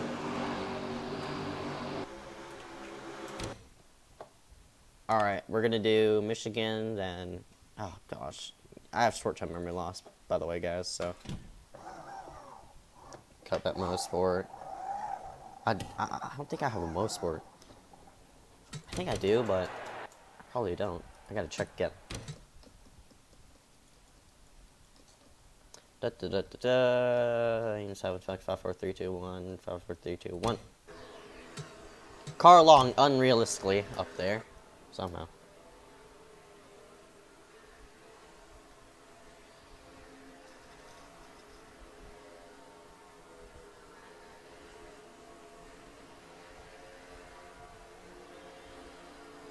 Here we go, coming to green. Race goes in. Green flag. Guy could restart the zone. Oh, excuse me. I already did Homestead, by the way. Look at them. This is how restart's supposed to be in Michigan. Look at them. 4 or 5 wide. Oh, that ain't gonna work. Kane got door banged. Up the racetrack he goes. Still door banging back there. Somehow everybody kept it straight. I lied. Someone's about to go around. But just about went around. Look at all this multi-groove action happening right here. Kyle Busch trying to get his way up into Carl Long. Man, look how Kenseth in the peak machine trying to get up there in time.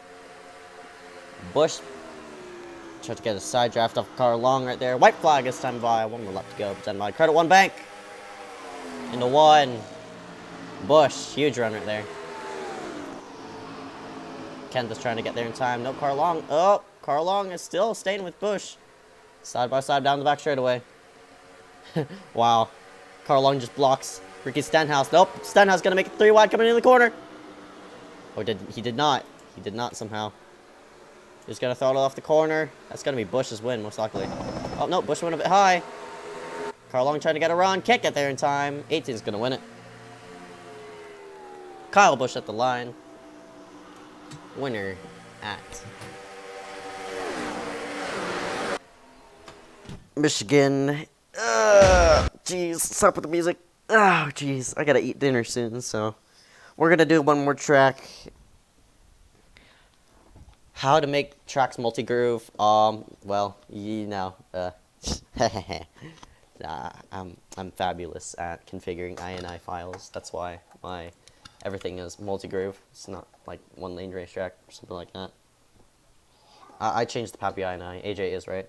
Earnhardt Country, sorry. Yep.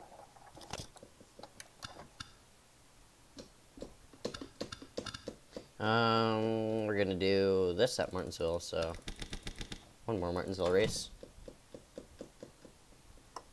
to end off the live stream.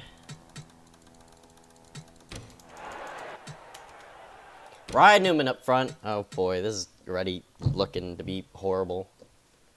8, 7, 6, 5, 4, 3, 2, 1.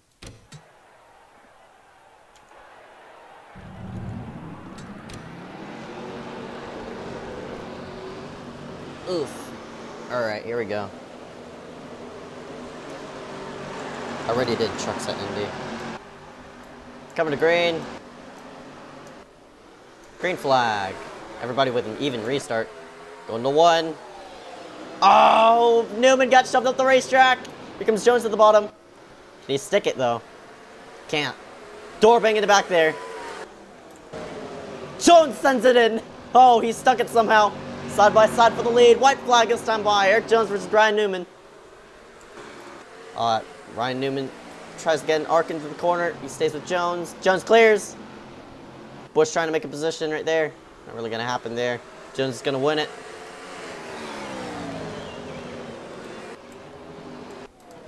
They're wrecking back there. Coming off in 1. Checkered flag. Eric Jones wins it at Martinsville. So guys, that will end the live stream here at, you know, for the Xfinity live stream. Hope you rate, hope you comment, hope you subscribe, and hope you do something in life. If you are generous enough, I do have a PayPal, and that's listed in the description. Thank you all for watching, and I will see you in the next live stream. I'll probably be live streaming Homestead, depending on how the situation of my copyright strikes goes. Anyway, thank you all for watching. Hope you rate, hope you comment, subscribe. Yeah, I already said that. Hope you do something good in life. This is my PayPal, by the way. It's listed in the description. You know, just type in some money right there. I mean, if you want to send that much money, go right freaking ahead. I mean, but you could send like $1 or something like that. Click next, and do your thing. Anyway, thank you all for watching the Xfinity live stream. Eat your cookies. Do something good in life. Stay tuned for next day, tomorrow, and that's gonna be Homestead Night Race. See ya.